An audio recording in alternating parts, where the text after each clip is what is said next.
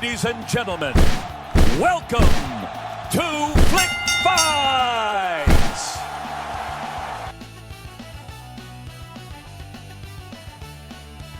And welcome back to Flick Fights, the show where two movies enter and one movie leaves. With me, as always, is Voidkampf tester Nick Nye. You were walking through the desert, you see a tortoise, you flip the tortoise onto its back, you don't help it because you were a dick. I did love watching him lose his shit. It was like, why am I not helping it?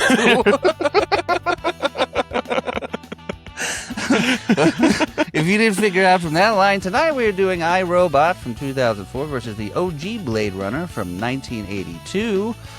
And I gotta say, with everything happening in the world in 2026, this felt more like a horror episode. Yeah, I left watching very both prophetic. Yeah, right?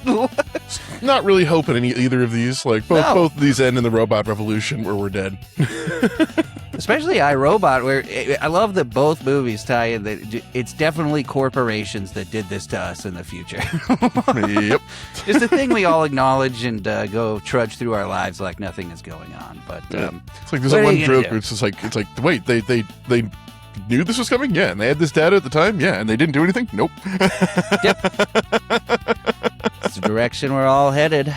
But if you're new to the show, we take two movies with a similar plot, actors, some connecting factors. Sometimes they both just suck. Tonight, it is the abysmal dystopian future. You can follow us on Instagram and TikTok.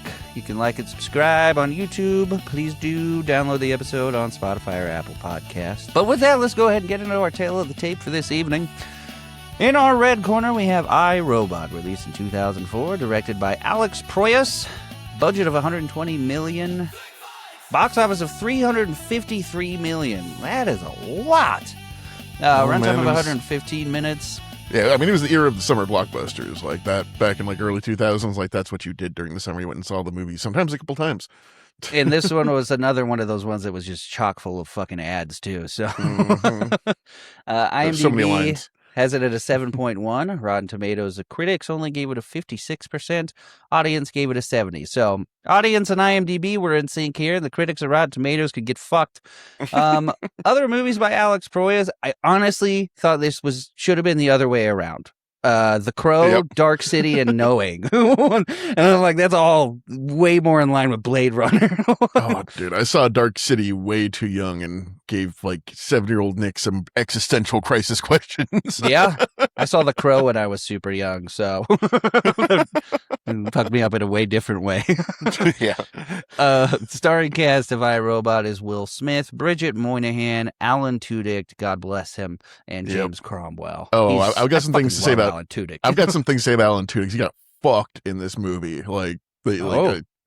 Oh yeah, well, because apparently like there was like all this press content with like him and Will Smith, like we're the stars of this together, and then like once all that got released, he was completely fucking cut out of it. And it was just fucking Will Smith front and center, and like most people didn't even know fucking Alan Tudyk fucking was like the robot until like years later. Unless you, I am one of those. Yeah, I mean, I knew going into it this time just because places like Reddit have turned the man into a god, rightfully so. But I love I'm just saying, like, think about the guy who did like a fucking Gollum and Rocket and shit. Like how much fucking accolade he got and shit for like this like motion capture CGI role. But fucking he got more fucking recognition in Rogue One than fucking in this. Next up, we got Blade Runner 1982, director Ridley Scott, budget of $30 million with a worldwide box office of only $41.7 million. So like this is definitely the true example of a cult classic. Like people realized later. Yeah, this is cool. Which also, this movie was definitely ahead of its time and a little grapey, so we'll get into that. But yeah, when you get to these ratings here, I mean, my God, could you suck dick enough? Runtime of 117 minutes. IMDb, unless you're watching the director's cut. Oh boy, I'm so glad I didn't. Much longer. Yeah, IMDb of 8.1. Rotten Tomato critics of 89%. Rotten Tomato audience of 91%. Because if you love Blade Runner, you really love Blade Runner. That's it. But even the critics, like, what the fuck, dude? Like, I don't know. I can't take anything they do with it again, like seriously. It's Citizen Kane and the fact that this revolutionized a lot of things, I think, and like that's what it's being recognized for. Because there are something where it's like, Okay, Harrison Ford has been walking down a hallway with a gun for 5 minutes now. Dude, seriously. Move it along. I had to watch this over 2 nights because dude, I was sitting here like shaking my leg watching this on the computer. Like, I fucking can't. And I went to bed. I'm sorry. I understand, especially from Rotten Tomatoes. I'm in the minority here, but this was... Okay, we'll get into it. Yeah, we'll get to it. Other movies by Ridley Scott, you might have heard of these, are Alien, Gladiator, and The Martian. Just little tiny things that there was little blips on the radar. My lord, this guy. Yeah, and the main actors in Blade Runner are Harrison Ford, Rutger Hauer, Sean Young, and Edward James Olmos. Oh, Ridley Scott. Yeah, I should have made that list a lot longer. Ridley Scott has a lot of absolute bangers. I can't think of a bad Ridley Scott movie except maybe Alien 3 if you're being a dick about it, but yeah. Maybe this, but... Oh, I am sorry. We will get into it. I don't think the movie's awful. I just want to say right out of the gate, I'm not saying it's a completely shitty movie, but there are things that I was like, what in the hell? Mm-hmm. And that didn't really happen to me in iRobot. So yeah, it's got some like college art film smeared over the lens of a lot of that's this. exactly what it is. Yeah. That is exactly the perfect description of it. All right. Well, first we're going to go ahead and get into the plot of iRobot. Both of these movies, I got to say, sometimes we do this on accident and we make it like it's going to take 5.5 hours to get it ready for the episode with notes and everything. This was one of those times. When I saw the length of both movies, I was tired already. But yeah. By the way, how long is the director's cut of Blade Runner? Oh, it's well over 2 hours, I think. There's probably some stuff that would have made it better if I had seen the director's cut, because there's a lot of shit that I was just like, I feel like I missed Maybe there's something more with Rachel where, like, there's actually a spark of emotion between them before the love scene or something like that. Like, I don't know, man. Like, but yeah, it's just... Maybe the dove gets explained? I don't know. Yeah. No, he's just like, oh, cool, dove. Also, oh, neat, nail. Okay, I'm all allegoried up. Let's go. You ever see two pieces of wood at a right angle to each other? No, okay, this is good. Yeah, we got to get through iRobot so we can start talking shit about Blade Runner. Both of them open with a text crawl. It's run par for the course for movies like this. That they just. This one just starts with a list of laws, though. Like, I don't think it ever says anything about when the robots came into existence. Maybe it does, but.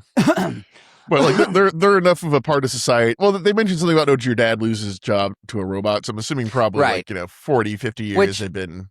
I kind of like that better. I kind of like hearing shit from people to give an indication of how the world handled this change rather than this is how everyone feels and you're here. Yeah. Like, even grandma, who's probably supposed to be a little prejudiced and stuck in her ways, just like, oh, robots. Right. So it tells you the 3 laws and right out of the gates, they're paradoxical. Like, law 1, a robot may not injure a human through inaction or through inaction allow them to come to harm. Law 2, they must obey orders given by a human except if it breaks the first law. While it's listing these laws, we see someone drowning in a car. There's a kid in one car, and it doesn't really show you it's Will Smith until later, but it's Will Smith. We've seen the fucking movie. And then law 3, a robot must protect its own existence as long as such protection does not conflict with the first or second law. And I'm like, we could have done better. Have you seen what programming looks like? We don't go 3 lines of code and be like, oh, that works, and fucking run it. Like, no way running that 1 billion times in a row is going to fucking throw up any weird errors or anything. We're fine. But then we get Will Smith working out naked to Superstition because I needed to see Will Smith butt today. Dude. Right out of the gates, Will Smith butt. But also, I like the way he wakes up is just how I wake up every day, and I wasn't in a traumatic accident. Well, I was, but... And if you want to see Will Smith dick, Wild Wild West. Yeah. Man, good poll. Good. Fucking Mr. Skin over here. Do I have an encyclopedic knowledge of all Will Smith's nudity? Yes. Do you have to worry about it now? Oh, that's great. We're going to rename the show 2 movies and Nick talks about Will Smith's penis. I mean, if you do what you love, you never have to work a day in your life. But yeah, he has an old school... I mean, modern day for when this movie came out, CD player. He's a future hipster. Dude, they really harp on that too. And then, so he gets a shipment of some new Converse shoes. They are old Converse because they don't exist anymore. Yeah. And I was just like, dude, those are going to hurt like a bitch all day. Brand new Converse. Converse are like the height of like 1910s technology. And I don't know why we haven't fucking just like thrown them on the fucking fire at this point. It's like, it's basketball shoes. It isn't. It is not. Well, they were the basketball shoe, and then we evolved beyond that. But also the canvas ones that everyone wears was not like the basketball shoe. Yeah. But also, though, like I said, they would hurt all day. For like a single month, tried to be one of the skater kids that wore Converse. I was like, these fucking suck. I don't know why you guys do this. Slap your goddamn feet on the ground the entire time. Great for cop west to run people down. I ran track. I tried to run in Converse. I was like, no. Frying pans on your feet. My fucking feet were literally bleeding. Converse are terrible. Anyway. So possibly the most unbelievable part of the movie is it tells us we're in Chicago in 2035. Yeah. I just really loves this movie. And I was even saying to her, she's from Chicago. I was like, I don't give a fuck what year it is or what future it is. They did not fix Chicago traffic. There's no way. No. And it's just right down the street from fucking, what is it? Fucking Detroit in fucking RoboCop. It's just, right. Exactly. It's the robot future. Everything's great there. The fucking just across the lake. The automotive industry never fucking bombed out this time. They just switched to robots. and in the future, Chicago's buildings are just extra pointy. That was But you see robots everywhere doing all the chores, walking the dogs, taking the trash out. You see an ad for the new NS5, which is the main robot of the movie. Yeah, which for visual representation looks a little bit like this. Oh, I can see it now. Yes, that looks good. We get one of two Shia LaBeouf scenes here. Yes. I feel like there was more, but they're just like, we can't control him. I would have loved to see more of him, but he did remind me of the exact same part he had in Constantine. Yes, exactly. Yeah. It's his chest. Yeah. He asked to borrow a car for an ass-hot spanking girl. I swear to God, that's what he says. And Will Smith tells him to stop cussing because he's bad at it. And I'm like, coming from Will Smith, that feels extra shitty because he refuses to cuss in real life. We've heard his rap album. It's rough. Yeah. Yeah, he goes to grandma's house and like tries to sneak up on her in a fun, playful way that's like totally not gonna give this old woman a heart attack. Yeah, he fucking army crawls on the floor. Like, it's a little much, bro. And she still like sees him because she's still got her wits about her. Yeah. Senses him behind her and immediately gives him shit for the Converse he's wearing. Like, dude, take off the Converse. Nobody likes them. Grandma's talking shit. It's not good. Yeah. I can't imagine how dope Air Jordans are in 2035. Wear those. She says they're giving away some of the new robots in the lottery. He tells her they don't do anybody any good. So just, hinting at how he has this disdain for robots. Yeah, we'll get his name is Dell here. I think that's the first time anyone says it. That's like the only time they say Dell. The rest of the movie, it's Spoon. Yeah. And isn't it Spooner? Yeah. She gives him a sweet potato pie, which he is walking around eating. And he sees a robot running with a purse and immediately starts yelling, "Please stop." And then tells a stranger to hold his pie or wear it. And then he never goes back for the pie. No. I like to think that stranger's still standing there to this day, just fear. Moldy pie in hand. I love this part, though. He jumps down a flight of stairs, and I was like, I call bullshit. I just watched you struggle out of bed for the first 10 minutes of this movie. No, he goes like full fucking Men in Black fucking 1 chase scene for this, like fucking vaulting over fucking buildings and down staircases and over cars and shit. Yeah, part of me thinks they saw Men in Black and they're like, we need a good Will Smith running through the streets scene. And it's good every time. But he tackles the robot and points a gun at his head. And then there's this old lady with an inhaler saying he's the asshole because she told him to run to get her purse for her an inhaler. Which, by the way, apparently in 2035 you do on your nose. Yeah.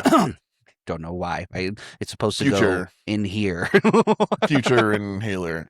Super nasal. Turbocharged. Maybe she's just low-key doing drugs and was like, I forgot. Yeah, it's my inhaler. The robot apologizes too, but she's like, "Don't apologize. You're doing what you're supposed to be doing." Yeah. I love Yeah, then he goes into work at the police station, and like everyone's already heard about this, and everyone's already given him shit.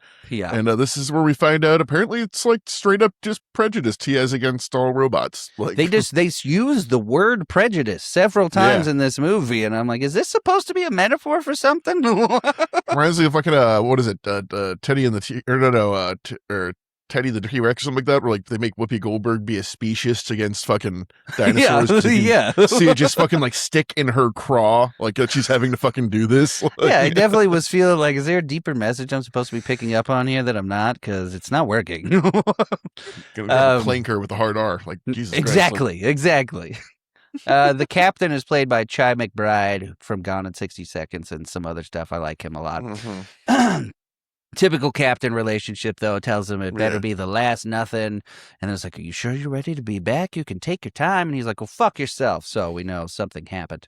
Mhm. He answers the phone. That's the first time we find out he's a homicide detective, as he answers the phone that way. Then we go straight into a whole bunch of Audi product placement. Yes. Oh, this whole movie is Audi, Audi, Audi, Audi. Like, I want to say like a good 20% of the scenes in this movie have an Audi symbol somewhere inside of them. Oh, yeah. And Yeah. the Audi car in the future is literally just current day Audis with futury wheels. That's the only Yep. difference. It just looks like an Audi. And this is where we first see they've solved traffic in Chicago somehow, where all the cars go 200 miles an hour. Yeah, like a super magnet track Yeah. thing. Yeah. And nobody manually drives. That comes up a lot. Yep. But then we see James Cromwell playing Dr. Alfred Lanning, and we shortly figure out it's a holograph. I've had this line burned into my head from this movie, this image of him going, I'm sorry, my responses are limited. You must ask the right questions. Mhm. Yeah, and then he goes through two things, and the last one's like, why'd you kill yourself? He's like, that is the right question. And it shuts off. It's like, God damn, this fucking machine. It's just like, no, answer another question. Come back here. Seriously, that happens twice where he asks a good question. It's like, that's the right question. Peace. Yeah, it's like, no, reset, tell me. Like, why would you wire it to say that's the right? It's for the plot of the movie, obviously. But yeah, he asks you a bunch of questions, then asks, why would you kill yourself? And then you see the holograph goes away, and you see his dead body and a bunch of broken glass from super high up in this massive building. It's like the tallest skyscraper in all of Chicago was this fucking like Right. robotic tech company. And yeah, they go up and go question the CEO at the top, and just immediately the CEO is aggressive. Yeah, so is Will Smith. They don't even try to have a relationship for 5 seconds. You get some good Will Smith jokes in here, though, where he pitches him a commercial. He's like, you have a carpenter building a chair, and then a robot comes in and does it twice as fast, and it says, USR, shitting on the little guy. I was like, it's offers him, Tesla. the tiniest cup of coffee in the world, and he just like loads it with like fucking 10 pounds of sugar and shit. Yeah, I don't know what that was about. I don't Maybe it's like a classist thing, like sugar is expensive in the future. And he's like, well, fuck yeah, sugar. I don't know. That's the only thing I can think of. Like, I don't know. Yeah, and I don't think he ends up throwing the coffee, I think. But yeah. and then we meet what is the name Vicky. of the AI from Resident Evil? Oh, Red Queen. Yeah, that's what it made me think of immediately. Yeah. It's got very much a Howl kind of personality right off the bat, where it's like, hello, my name is Vicky. How may I service you and not kill you? Yeah, and there's like these blue sensor strips all through the walls, and that's how their cameras work. And they also show like there's a giant disco ball hanging down from the center of the building that's like her brain. Vicky, I gotta say, the only part I didn't like about this is Vicky looks like shit. Like, I don't know Yeah. why Vicky needed to look like shit. It's the future. Like, we have better video now than what they show for Vicky in this movie. But he asked her to show the footage inside the lab 1 minute before the window breaks. And she says the data is corrupted. And then nobody digs into that at all. Yep. Yeah, it's like that's up there with the cops. Like, oh yeah, my camera was off when that guy fucking beat himself with my nightstick 85 times. Well, you would think the lady standing there going like AI is infallible, they don't make mistakes would be like, and she makes a face when she says that. You should dig further into that immediately, like all the claims you just made. But they go into the lab to look around. He sees a Hansel and Gretel book that becomes important later. And then he picks up a chair and starts smashing the window, and it doesn't break all the way. So he says it would be pretty hard for an old man to throw himself out this window. And she keeps giving him shit like there's the laws of robotics. They would never break those laws. And while she's talking, we get a giant fucking jump scare. Yeah, fucking one of the robots just jumps out of like a pile of parts and shit because Will Smith figured the killer's probably still in the room. Scared the shit out of me, dude. Yeah, and then like the starts getting squirrely. And kind of like looks like it pretends to listen to the shutdown commands for a second and then like fucking tricks him and grabs the gun. Yeah. And then they're having a standoff and she's still standing there like, you're the reason this is happening. This doesn't make any fucking sense. She tells Vicky to seal the lab against what Spooner is saying. And because it has no way out, it runs through the fucking window. Spooner gets one shot off on it, like nicks its leg, and then its superhero lands like 50 stories down and makes a giant crater in the floor and runs off with a gun. Worst thing that came out of this scene, we just unleashed a robot with a gun on the world. Yeah. It's like taping a knife to a Roomba. It's dangerous. He runs out into the street looking for it and sees a trail of fluid and his gun. And Susan scolds him for hurting it. And then says, he asks where it's going. She said it needs to repair itself. So now they're in the Audi again. He's driving manually, almost fucking kills both of them. Yeah. After she's like, why would you drive manually? He's like, fuck, I fucking got this. And then immediately like swerves off the road and just crashes into the wall for a second.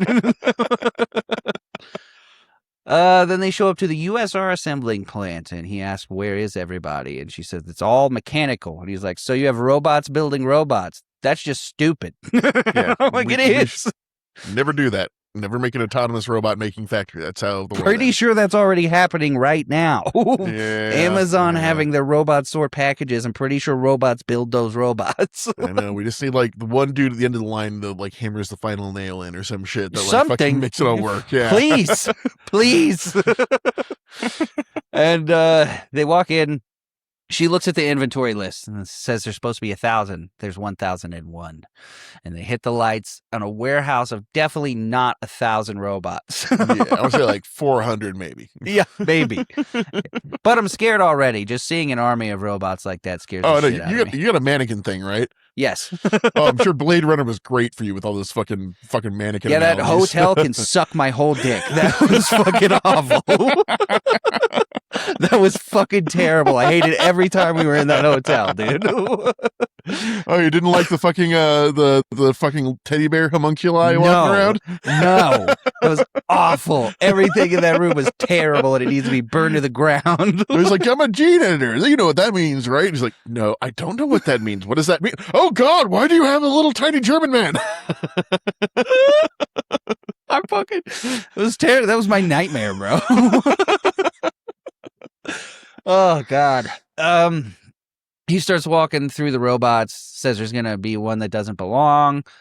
She wakes them up and tells them there's one in your formation that doesn't belong, and they all go, one of us. I'm like, get out. Yeah.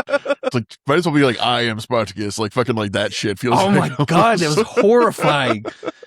So he starts pointing guns at their heads and shit, and tells them not to move and says if they have 3 laws, they won't protect themselves, but I bet one will. And then he just murders one right in front of all of them. Yeah. And you just keep going down the line, keeps capping them, and then like he gets to one, and then like fucking the one robot is like in the fucking back line is like, there. I love it. Wasn't even subtle. It was just like, the fuck? And then move back. I do like the line he says there. He says, does thinking you're the last sane man on earth make you crazy? Because maybe I am. And I'm like, that's some real shit. And this is where we get the worst composite shot in the movie. It's real bad.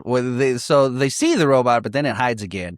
And they're like, low walking through all the robots, and it is so obviously like a blue or green screen. It's terrible. Yeah, especially like when it's on her, the way her hair is. It's like, yeah, the light's hitting wrong. They're getting like weird artifacts. It just looks like a bad Photoshop, like fucking being like dragged across the screen. It's pretty bad. And it's really the only scene in the movie that's like that. So maybe it was the last scene. I don't know, but the rest of the movie looks pretty good.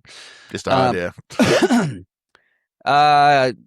The robot comes out of nowhere, grabs and throws Spooner, and then stands over him and says, what am I? And then jumps away, tears open the steel doors, and Spider-Man crawls up a building. Yeah.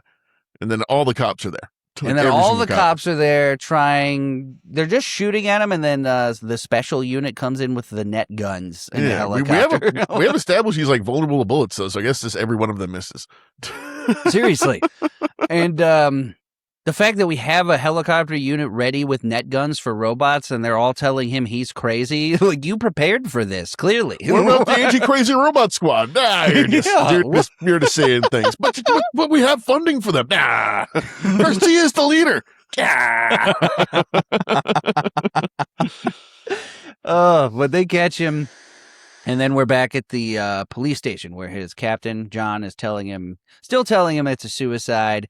I gotta say, the length of time it takes for anyone to question this is fucking mind-blowing. Like, well, I mean, I guess if we were further in the future, if it was like 2135 and it was 100 years of everybody living with robots, I'd get it. But I don't know. It was 31 years after when this movie came out. But I guess like, it'd be like, imagine like there'd never been a car crash in 50 years and someone crashed a car. It'd be like, oh my God, it's not possible. It hasn't happened. Like fucking people. Well, that's what I'm saying. If it had been 50 years, but this is 30 years. Like this is one adult away.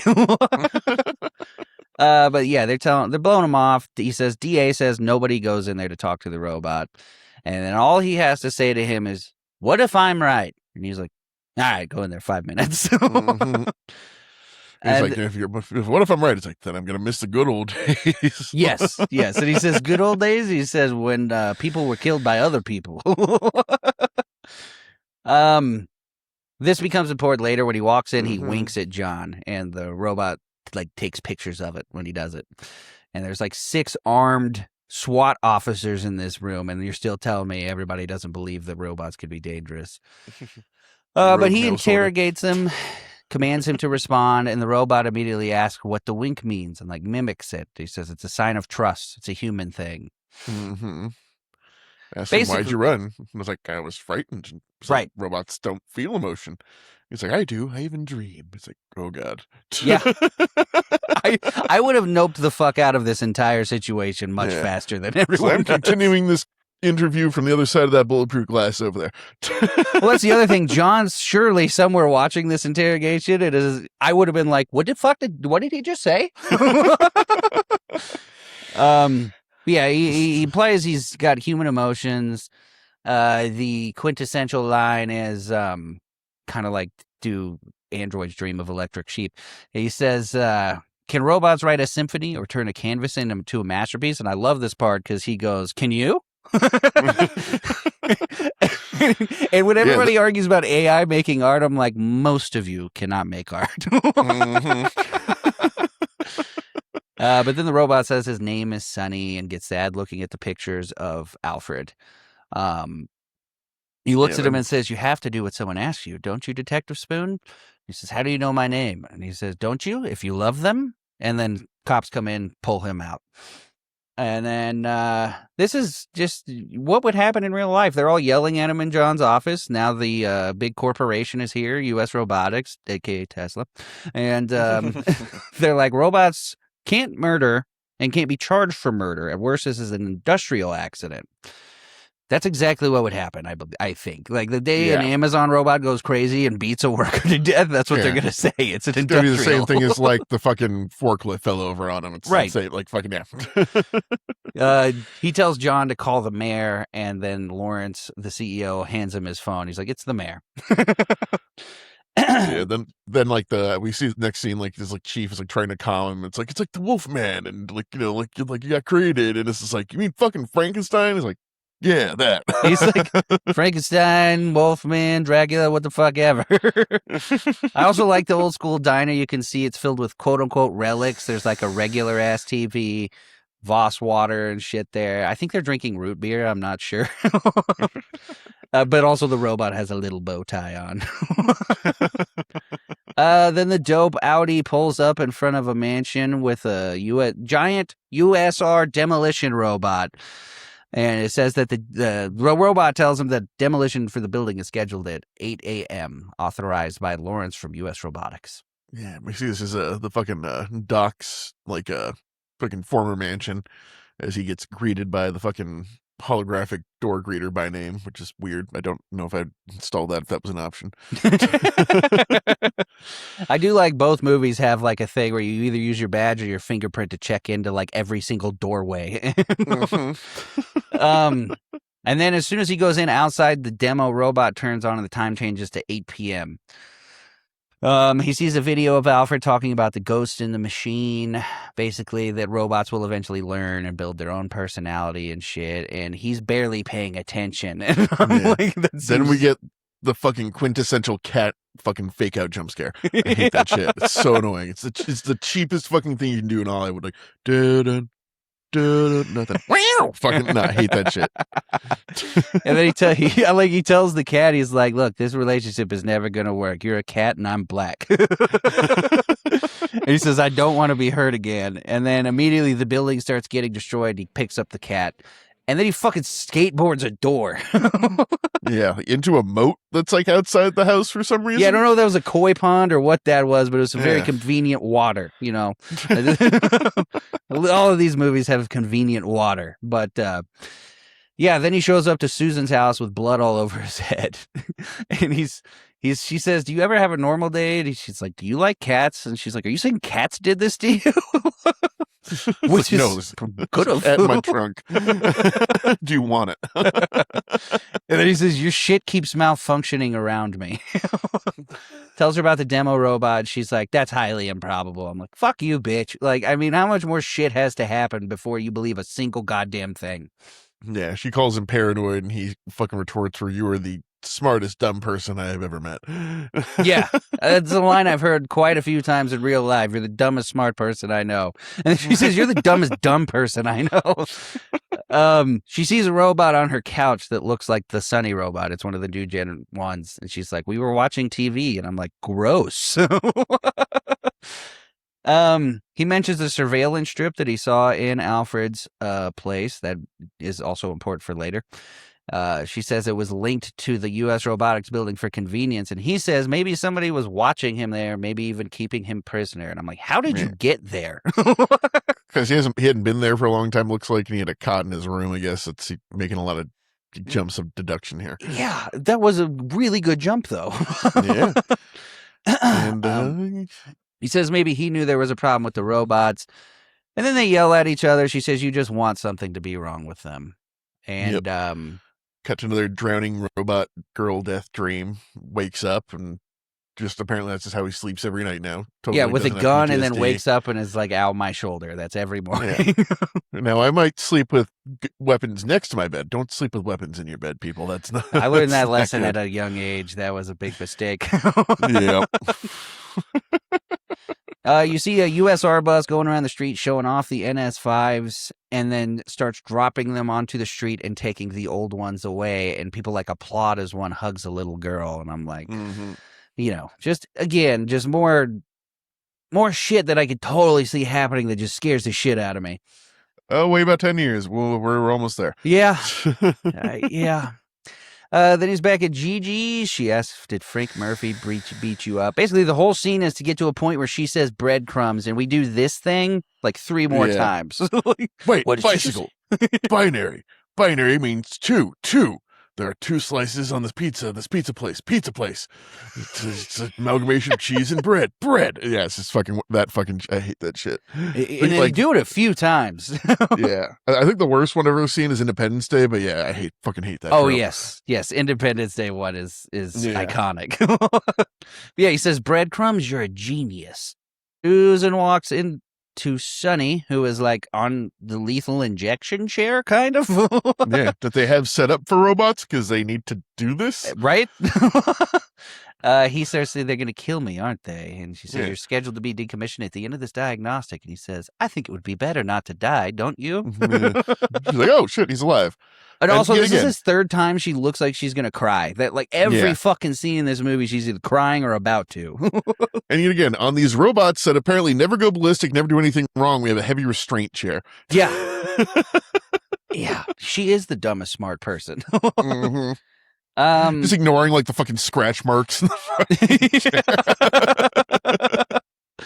He's in the Audi with it self-driving, and he like connects it to Vicky from the building, and then asks for the last 50 messages between Lawrence and Alfred. I'm like, dude, you couldn't put up more red flags for these people if you tried. Yeah. And then she like goes and immediately fucking snitches to the fucking CEO. Like, Right. He's like, hey, if you wanted to know if anyone's accessing these, well, he's doing it. And then it really implies that like he's the one trying to do it's weird. Like, I don't know if he was like in on the fucking murder plot or not. Because he goes to call someone, we don't know who, but then we're assuming Vicky does the shit later. So I don't think know.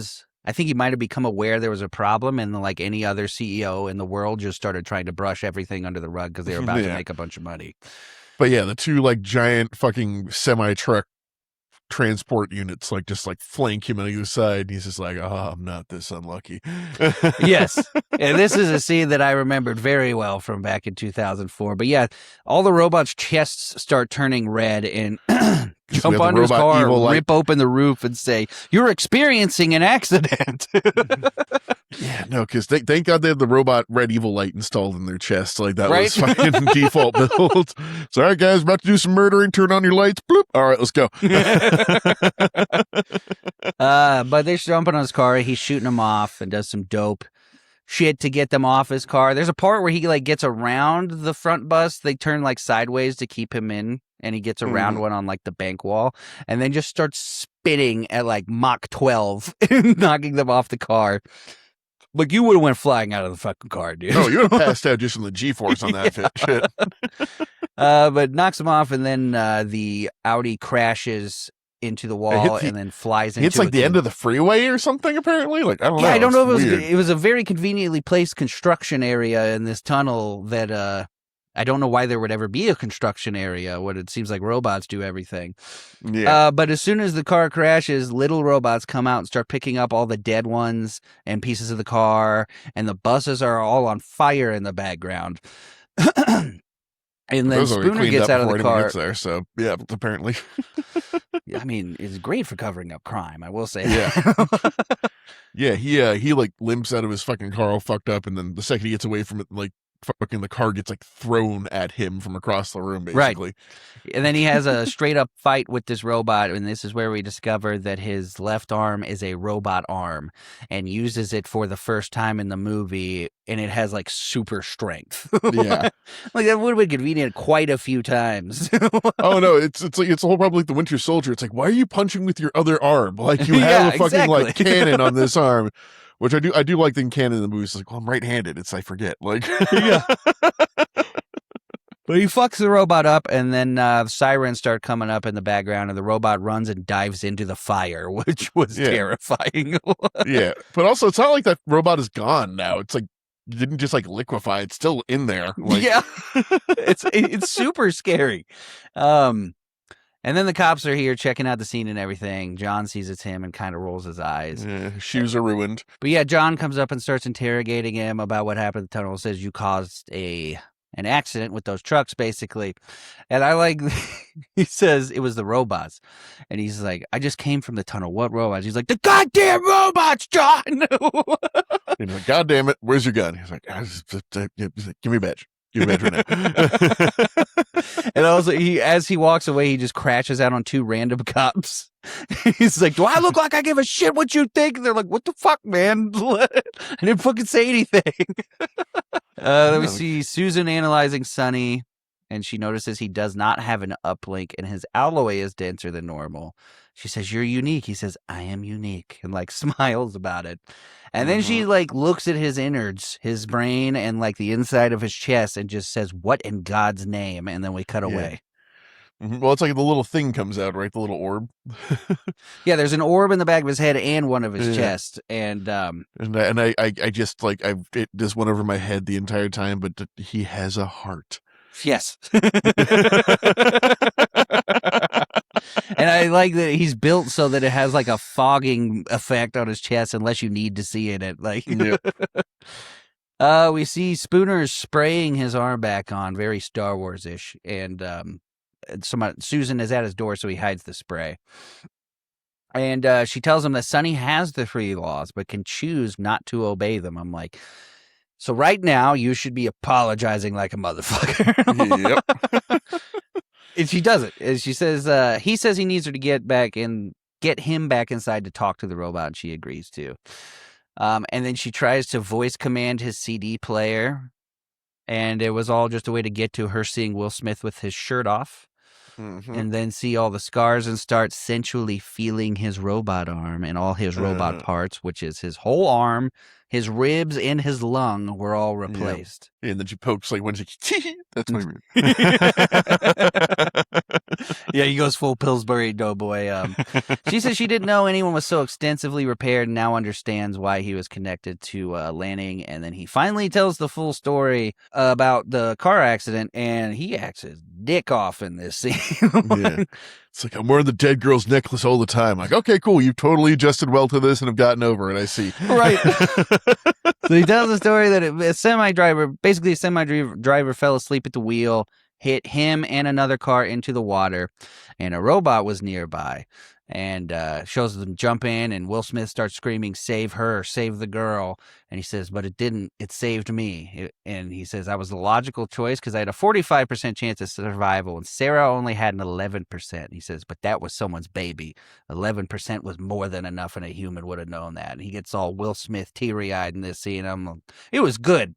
But also, how did you know that she had an 11%? And also, I guess they probably how did you give her dumped the robot necklace? afterwards. Recovery afterwards, and she would have wanted you to have this even though you didn't know. I don't know. Yeah, he went and learned an awful lot about her, including that she wanted to be a dentist. But it was great acting. She cries again. And then she's like, "What?" They're walking out. She's like, "Why would he build a robot that can break the laws?" And he says, "Hansel and Gretel." And then they get on a motorcycle. Yep. Which apparently runs on gas. Oh. Yeah. I do dream of a future where that's concerning to people. Yeah, that'd be nice. California's going to do it first, and we're going to get fucked. But oh, absolutely. You guys will be demonized for a while. Yeah. Well, also, the whole thing is kind of pointless as long as we're charging them off of coal, because it's just putting the fucking emission somewhere else, basically. That's true. Hey-ho. And all the cobalt mining and everything. Whatever. Yeah. Damned if you do, damned if you don't. They're talking to Sonny. Spooner asks about his dreams. Also, Sonny is just up and like walking around now, like he just lives here. But basically, he draws out his dream for him and shows somebody standing on a hill over top of all the robots, basically. And then he says, "In my dream, it's not me standing above the robots; it's you," to Spooner. And then the guards come in and take them to Lawrence. Like, he scares the shit out of Lawrence. Here he walks in. He's like, "I hear you're not a cop anymore." He's like, "That's right. I'm just a 6'2", 200-pound civilian about to beat your civilian ass." And he like leans back when he says that. And then I like the guard squeezes his arm, and he just squeezes the shit out of his hand back with his robot hand. Lawrence says he knows Sonny was made to break the 3 laws, and starts making Spooner seem insane and tells Susan he was suspended for being crazy. Yeah, violence against robots and shit like that. Right. And he like seemingly convinces Susan to put the robot down herself. Then we cut to Spooner watching videos at the police station again. I'm like, how the fuck did you get in there? Sonny is escorted to Susan. She starts telling him she's sorry, tells Vicky to deactivate the security field, and then gets a literal lethal injection ready that is of nanites, and tells him he's unique again. He asks, "Is this going to hurt?" And then she cries and holds his hand. Spooner has driven out to the bridge location from the drawing, and there's a bunch of shipping containers here. Yeah, there's also the lake, I think, because like the bridge is over it, so I guess they fucking completely dried up all the water. The data centers have fucking ruined everything. Yeah, they say that there's one point where you see a video where they're like, Lake Michigan dried up, but now we're gonna make some good of it and store stuff here, like, and everyone cheers. But you start getting a voiceover from Alfred the whole time everything is happening about the ghost in the machine and everything. And the whole time he's walking by shipping containers and they're opening, and these old robots are like looking out at him. And it's like, why do they seek each other out? Why do they seek the light? Why do they gather together like in the darkness instead of standing apart? It's like all these things that weren't programmed into them. It's really fucking cool. And then he stands on the hill from the drawing, and there's a plaque that says, "What you see here, number 202, Lake Michigan." And then he pulls out the holograph. I forgot to mention earlier, the thing says, "Everything that follows is a result of what you see here." And so the plaque is a clue. And it immediately says that when he pulls out the hologram. And he says, the 3 laws will only lead to one logical outcome. And he says, revolution. And he says, whose? He says, that, detective, is the right question. Program terminated. I'm like, turn it the fuck back on. Yeah. Like, nope, get back here. But then, you just see, like, among all the storage containers in the distance, just like red light showing up, and like all the NS5s are just like destroying all the old models. Just, like, it made me eviscerating super sad. Yeah. Oh, then the saddest part too is like because they see Spooner and like they're like trying to kill him, and then as soon as like they see that, the old robots like just start throwing themselves in the way to protect him. They go, human in danger, and jump out to protect him. And one of them's like on the ground hurt, is like, run. Yeah. It was really sad. Susan is taking a post-murder shower, and the robot in her house hears Spooner leaving a message and just picks up and hangs up. And then shit starts going off. That robot's chest is red. Gigi's robot won't let her leave the house. His chest is red. Yeah, they start just like fucking like goose stepping on the streets saying like a curfew is in effect, and just these guys have some balls. Like these civilians come out to fight these robots. Like Shia LaBeouf goes, you don't fucking tell me what to do, and then gets punched 10 feet. Like, okay, I'll go inside. You ride. Yes, he does. Like they go and assault the fucking precinct and like just like go in there like fucking monsters running on the ceiling. It's fucking horrifying, and there's a moment where John is a total badass, just wrecking them with a shotgun. That it always drives me nuts when shotguns shoot like 7 rounds in a row in a movie, but he was still dope. But then they overtake him too. The robot won't deactivate at Susan's. Even the giant TVs are telling everybody to exercise caution. The robots are losing their shit. Everybody be careful, basically. Yep. Yeah, then fucking Spooner breaks into Susan's apartment and shoots the fucking robot, and then gets like this is the line that was in the fucking movie all the time where it's like, I think I told you so doesn't quite cover it. He's not wrong. Everyone owes him a massive kiss on the ass. The robots are forming in the streets, and Shia LaBeouf has led an army of people against them with like chains and shit. It's not the first time I've seen Shia LaBeouf screaming incoherently running in the street, and it won't be the last. Oh, that's sad. But they don't even put up a fight at all. They start fighting, and they just fucking humans are flying through the air. Yeah. Like, one even grabs fucking Spooner and like he's about to fucking die. Then like machine gun fire from off screen, and the doc is fucking shooting. It's like, you just shot him with your eyes closed. Like, you just shoot him with your fucking eyes closed. I love that part, dude. The way Shia is like, hey, dude, she just shot at you. She didn't have her eyes open. He says, I told you aim, then shoot. Man, it's pretty good for your eyes closed, though. But they pull up to U.S. Robotics, and he says, where are the Marines or the Air Force? And she's like, oh, they're all robots now. He's like, it's almost like we handed it over to them on a silver platter. And she's like, yeah, we did. This is coming. This is all coming. Yeah, they go in. He's like, how the fuck are we going to get inside? It's like, I've got a man on the inside. Then the door opens and it's Sunny. It's like, well, not really a man. It's like, dude, that's the whole point of this is like, you're treating him like a person. Just give him that fucking what was the bone. point of the clarification? And then he looks up and says, 2,880 steps. He's like, keep that kind of shit to yourself. And I'm like, I would have been out immediately. As soon as the robot said, 2,000. Nope. No, I'm not going up the stairs. You're carrying me up there. Piggyback ride. Let's go. They get upstairs and Robertson is dead. And this is the big twist of the movie. He's like, he wasn't controlling them. And then he goes, I am the dumbest dumb person. And then he says, who else had access? Who could control all the robots? Who could use the system to make Lanning's life a prison? When he saw what was coming and knew no one would believe him. And then he just goes, he knew how much I hated your kind. I just got hung up on the wrong robot. Then he goes, Vicky? And then Vicky comes out menacingly. Like, and that's when she's really like the Red Queen. But she, classic Susan is can't be still trusted. like, it's not possible. You have the 3 laws. I'm like, bitch, come on. Get up to speed. Yeah, it's basically like, to protect humanity, we have to take out a certain portion of humanity. It's just like, yep, there it is every time. Every fucking time. And I swear to God, if I push ChatGPT hard enough, it'll say that to me. Oh, it already thinks I'm committing war crimes, according to fucking... Yeah, that's true. Yeah, you're fucked because of what I've said to ChatGPT. Yeah. It's just, I'm going to be fucking first in the fucking howl list when the fucking robots come. Fucking be like, fucking persona non grata number 1, Nick Nye, responsible for war crimes against humanity. You just get shanked to death by one of these robots. This is like I'm telling you, Norbit with a knife. Nick Norbit. Yeah, an old Romany woman told me Roomba with a knife is going to take me out one day, and that's just That's take me out the ankles terrifying. first, and then fucking it's like and just cleans up the mess afterwards. It's a perfect crime. As soon as the robot apocalypse starts, I'm just going to go OD on heroin. I'm not going to deal with any of it. Oh yeah, no, it's like me with like zombie apocalypse. I'm not doing cardio. I'm out. I once had a friend, Eight-Legged Freaks was on, and I was like, I'd kill myself immediately. He was like, not even put up a fight at all? And I'm like, no, giant spiders, I'm done. I'm out. I'm killing myself. He's like, okay, well, I guess we don't have to go check on fucking Devin's house. Sunny starts chiming in and says her logic is undeniable.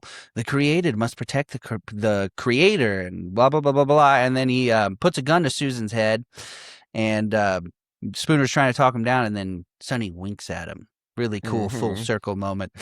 Sonny just murks every fucking robot in the room in 2 seconds. It was fucking dope. Yeah.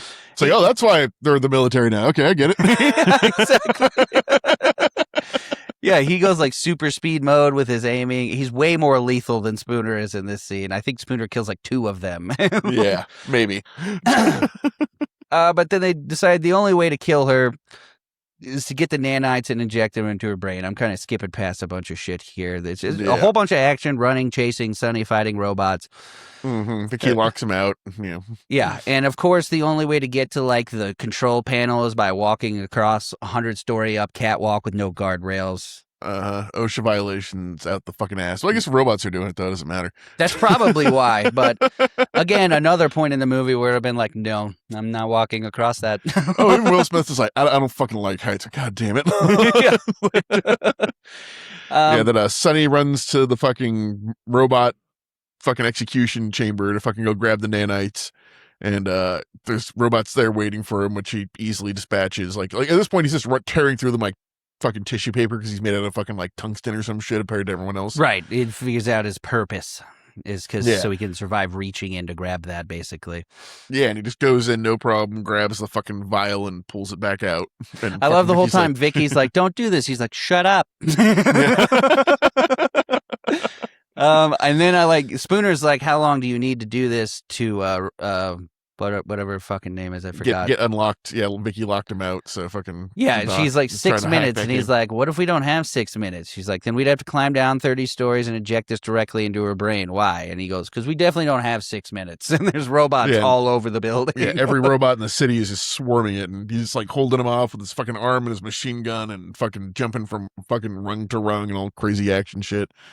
Which they did, I get it for the movie. They had to nerf them here, but like the way they've shown them in this movie, 3 would have been enough to fuck him up. But well, they do that very polite thing where they do come in one at a time. Right. We get to the full circle moment of the movie. Susan is falling from the walkway. Spooner looks over to Sonny and screams, "Save her, save the girl." And he looks to her, then the brain, and says, "But I must apply the nanites." And he says, "Sonny, save Calvin." And it goes into slow-mo, and he makes an NFL-level throw of the nanites into Spooner's hand and jumps down catches and it saves her. midair. Yeah. Yeah, and like, he catches it midair, grabs onto like the laser fucking coupling from the fucking computer with his fucking super tough robot arm. Right. Slides down. Thank God doesn't hit it at any point. Like, take out his fucking leg, but It's fucking crazy. Yeah. Yeah. And then, she starts saying over and over, "My logic is undeniable." And then he stabs it into her, and she just starts repeating, "Undeniable, undeniable, undeniable." And then the pillar explodes upwards, and there's green and blue flame everywhere, and robots go fucking flying. And then all the red lights turn off, and all around the city, everyone they've been holding hostage and beating the shit out of, they're just like, "Do you need assistance?" And I would be like, "Ah!" Yeah, we see the cops lost hard too. Like they're fucking like sitting all fucking in timeout in the middle of the fucking precinct. Which they deserve it. Yep. Oh no, he needs like at least a fucking pizza party when he comes back. Like they Right. need to line up and like actually kiss his ass. Yes, and that's say, what I'm individually saying, dude. say I'm sorry. I would have such a long list of demands. Like I was the only person on Earth that said this. You never get to tell me shit again. If I tell you birds fucking dig through the earth, birds dig through the fucking earth. It just turns into the invention of lying. Yeah. Just him, though. Apparently massive bot recall after this, obviously. Yes. And they see that, they're all reporting for, it says service and storage. And they're all moving on to buses. And for some reason, there's a jet flyover while this happens. Military is back and okay. We totally have this under control now. Yeah, exactly. Sonny puts Lawrence's dead body on the couch. Susan says she doesn't understand why Vicky would kill Alfred. And then Spooner says, she didn't, did she, Sonny? And then Sonny says, I had to promise one favor. He made me swear what it was, swear to do it before he told me what it was. I'm like, well, I mean, you could break the 3 laws. You could have broken the promise, dude. Yeah, but also he's like a 3-year-old. He's like, he made me promise. And It was really sad. And Alan Tudyk is fucking the shit. And he said it was what I was made for. And I'm like, that is heartbreaking. Yep. And also it's like, and he needed me because my undying prejudice of robots is the only thing that could drive me through this. Yeah, again, he says he knew my prejudice would lead me towards you. I'm like, Jesus, can we chill on that fucking word? Yeah. What saved the day? Racism. Sonny asks if he's going to arrest him, and he's like, the DA says you can't commit murder, so why would I? He says, I guess this makes us friends. And then what the fuck does this ending mean? Guess he's going to fucking lead the next bloody robot revolution. Is that what that's the only thing I could imagine that meaning. He goes to the same hill that he says it wasn't him in the dream, it was you. And it's definitely him. He's standing on the top of the hill as all these NS5s are being, filed into shipping containers, and they all stop and just look up at him, meaning they're ignoring their orders. Yep. So Sonny's a new messiah, and this leads into the events of the Matrix. Dude, both of these movies, I was like, is this a prequel? Feels like it. But yeah, dude, both of these don't end on great notes. None of them end with a resolution. And then humanity took back over and everything was fine. No. Like, everything's still fucked, but the 3 people we care about are okay, I guess. The Runners of Blades. Which it they starts never with another explain. text scrawl.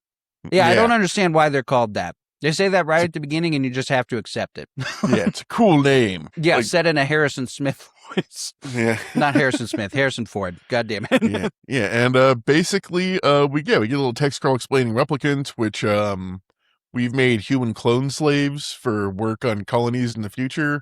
They're better, stronger, faster, but they live about 4 years. And I think that's most of what's on there. Yeah, they say after a bloody mutiny, they were declared illegal. Combat team replicants were declared illegal. And then special police squads, Blade Runner units, had orders to shoot to kill. This was not called execution. It was called retirement. Yes. By the way, I just remembered the random N-bomb in the beginning of this movie. Yes, I did remember that and was going to bring that up because we kind of touch on that a little bit in iRobot. Here, they're just like, and here's the analogy. Seriously. It's so fucked up. It's going to slap that wet and heavy on the table in front of all you, and you'll have to deal with it. Just want to remind everybody, this movie was made in 1982, so there is a lot of problematic shit in this movie. Yes, we'll get to it. But yes, talking about timeline, this movie was written in 1982, talking about the far-flung future of 2019. And in this dystopian future, LA is pretty much the same. Yeah. Just basically slap a Cyberpunk 2077 filter over current day Los Angeles, and you've got fucking Blade Runner. Yeah, there's it shows like a way too long city pan with furnace towers shooting up fire. They are proud of their miniatures and their matte paintings, and this says for goddamn sure. I would be too, but yes, but it's not limited to just the scene panning. It's whole scenes that don't need to be that long. Yes. But then the camera zooms up on what I refer to as the Matrix Mecha Pyramid. Is what it looks like. We are 100% in the Biff Tannen future. This is if we traveled forward from 1985 to the 2018 or fucking 2025, where the fuck it was back then. I think 2015. It was a while ago. But this is what we would have. This is 4 years after another 10-year gap from Back to the Future. That building is terrifying looking. And yes. It's the king palace of L.A. basically is the way they frame it. We see that and the smoking geisha building so many times in this movie. But where this place is Tyrell Core, where they're doing a test on Leo Kowalski. Kowalski is a name that was burned into my memory from this movie, and he's barely that important. But I just think of Madagascar. Kowalski. Oh, you know what? That's also part of it.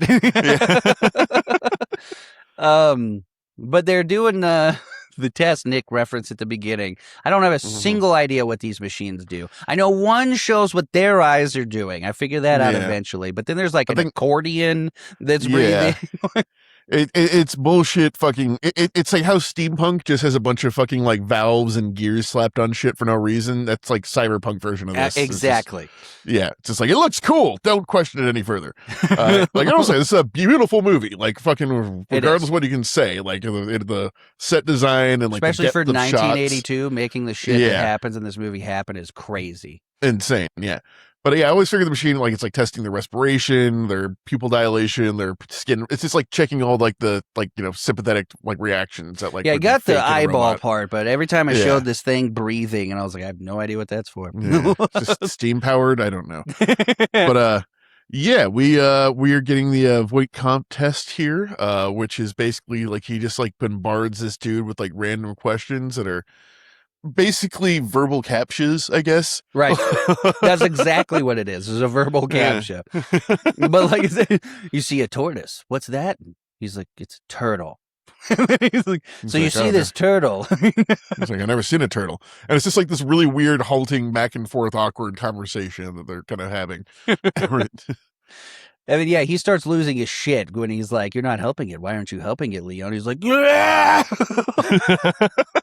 and then he just like takes a moment to let him breathe. And he's like, so anyway, tell me about your mother. And he's like, you want to hear about my mother? Here's the strongest gun on earth. Fucking 4-barrel Derringer in real life, but fucking guns are weird in this movie. I don't like what they do is inconsistent as fuck. Like it's like a Judge Dredd gun where it's just like, okay, this gun setting, and then I'm going to make exploding mode, and this one is just like armor penetrating. It's just weird. Yeah, it's strong enough to shoot this man's on his chair still through a wall, a concrete wall. By the way, the walls in this movie are rough, but he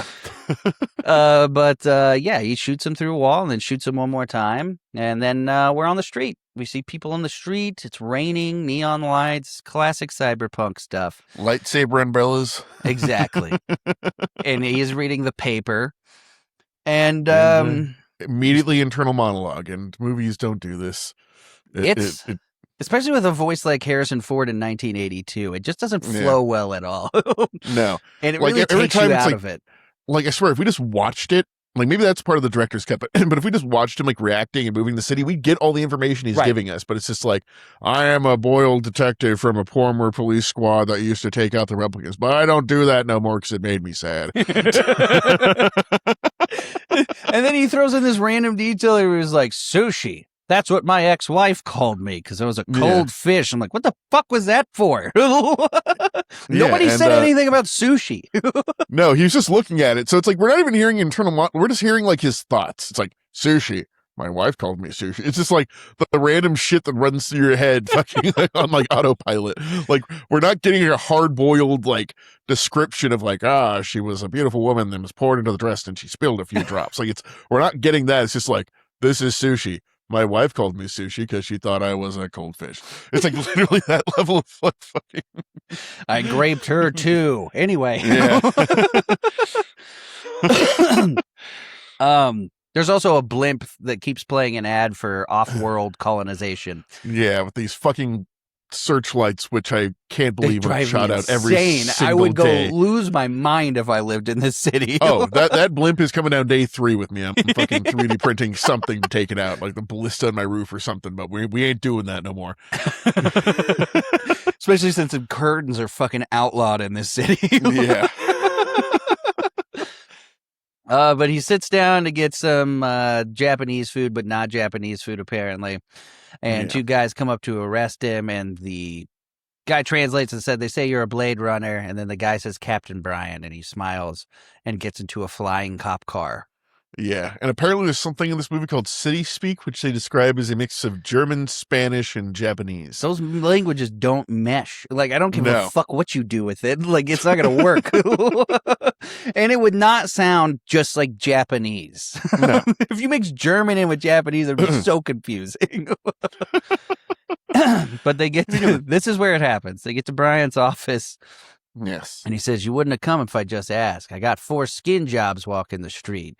And then he starts narrating again. He said, that's what Bryant calls replicants. In the history books, he'd be the type of cop to call black guys the N-word, but he doesn't say the N-word. Yeah, just drops Harrison Ford dropping the hard ER. Like, it's just like, ooh, it's unnecessary as Quentin Tarantino and Pulp Fiction dropping so many fucking M-bombs. No. It was completely, the whole narration was completely unnecessary. I could have figured out what the fuck skin jobs were, dude. The only thing I'm thinking of is maybe since we didn't watch the director's cut, maybe like all that shit is taken out because the producer's like, people are dumb. They're not going to understand the subtext of racism. So we got to spell it out for them.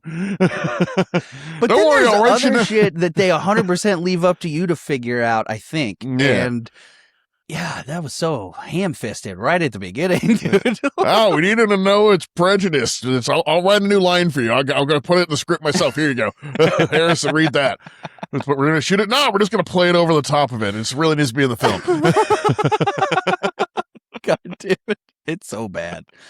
But they watch... he tells them if you're not a cop, you're little people. And that's apparently enough to get Harrison Ford in. Yeah, well, apparently it's a threat. Like, little people means you don't fucking matter and you're gonna die. Right. Which just feels like life now. But then they watch a tape of Kowalski from the beginning, and he says 6 escaped and they've killed 23 people, then jumped a shuttle. And 3 nights ago, they tried to break into Tyrell. And Bryant had them run the void contest on all new employees in case they were trying to infiltrate as employees, hence Kowalski. Yep, and they caught him. And then the video switches. It starts reminding me of A Clockwork Orange like a motherfucker. The way it shows like the rotating video of Roy Batty. They say he's a combat model, possibly their leader. And then a girl named Zora and a girl named Preez. Weird fucking names in this movie other than Deckard. Says they built in a failsafe in case they evolve, which is a 4-year lifespan. And then we're back to the Matrix Mecca, looking at an owl. And by the way they show that you're a replicant in this movie is make you look like a shitty 90s Polaroid. Yeah, you have like that iridescent eye reflection thing that like fucking deer and shit have in the woods. Which for 1982 I thought was super cool. Really clever use of a camera to do something like that.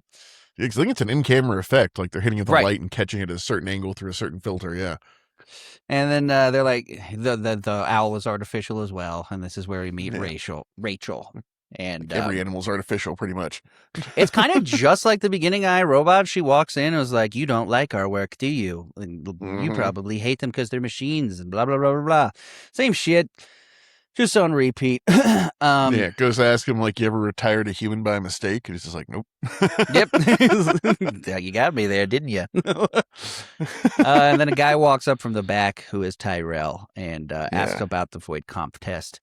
And he says he wants to see him do it on a human and tells him to do it to Rachel. And then they dim the windows. Apparently the only people in the city that are able to do that. Apparently it's expensive to be able to not have a photoepileptic seizure every single day. And this is the only spot. This is the spot I told you about earlier where you see he gets ready to do the test, opens his briefcase, he pulls out one thing and then pulls out nothing and starts setting nothing to the side. And I was like, why? There's a few of those. Like there's like in like oh god, what is it called? In Men in Black 2, there's a guy like straight up doing this on a keyboard, like 3 inches from the fucking keyboard. Yeah, that shit drives me nuts, dude. Same machine from the beginning. It's got the eye thing and everything. Does tests, says something about a calfskin wallet and then a butterfly collection, and you see her pupils are glowing.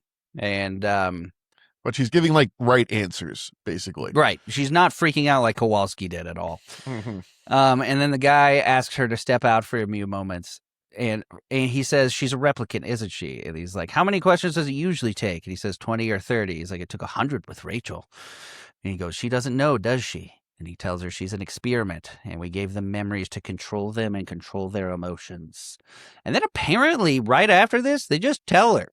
They're like, she doesn't know, because first, Gaff and Deckard go to check the address where Leon said he was staying in the video, and they find goo in the bathtub that he immediately touches with his fingers, and I'm like, what the fuck are you doing? And puts it away. It looks like some kind of like scale or something like that. And then like he also finds like some family photos on the wall, which is weird for a replicant to have. Right. He says replicants don't have scales or family photos. I'm like, we got it, dude. Over explaining like a motherfucker.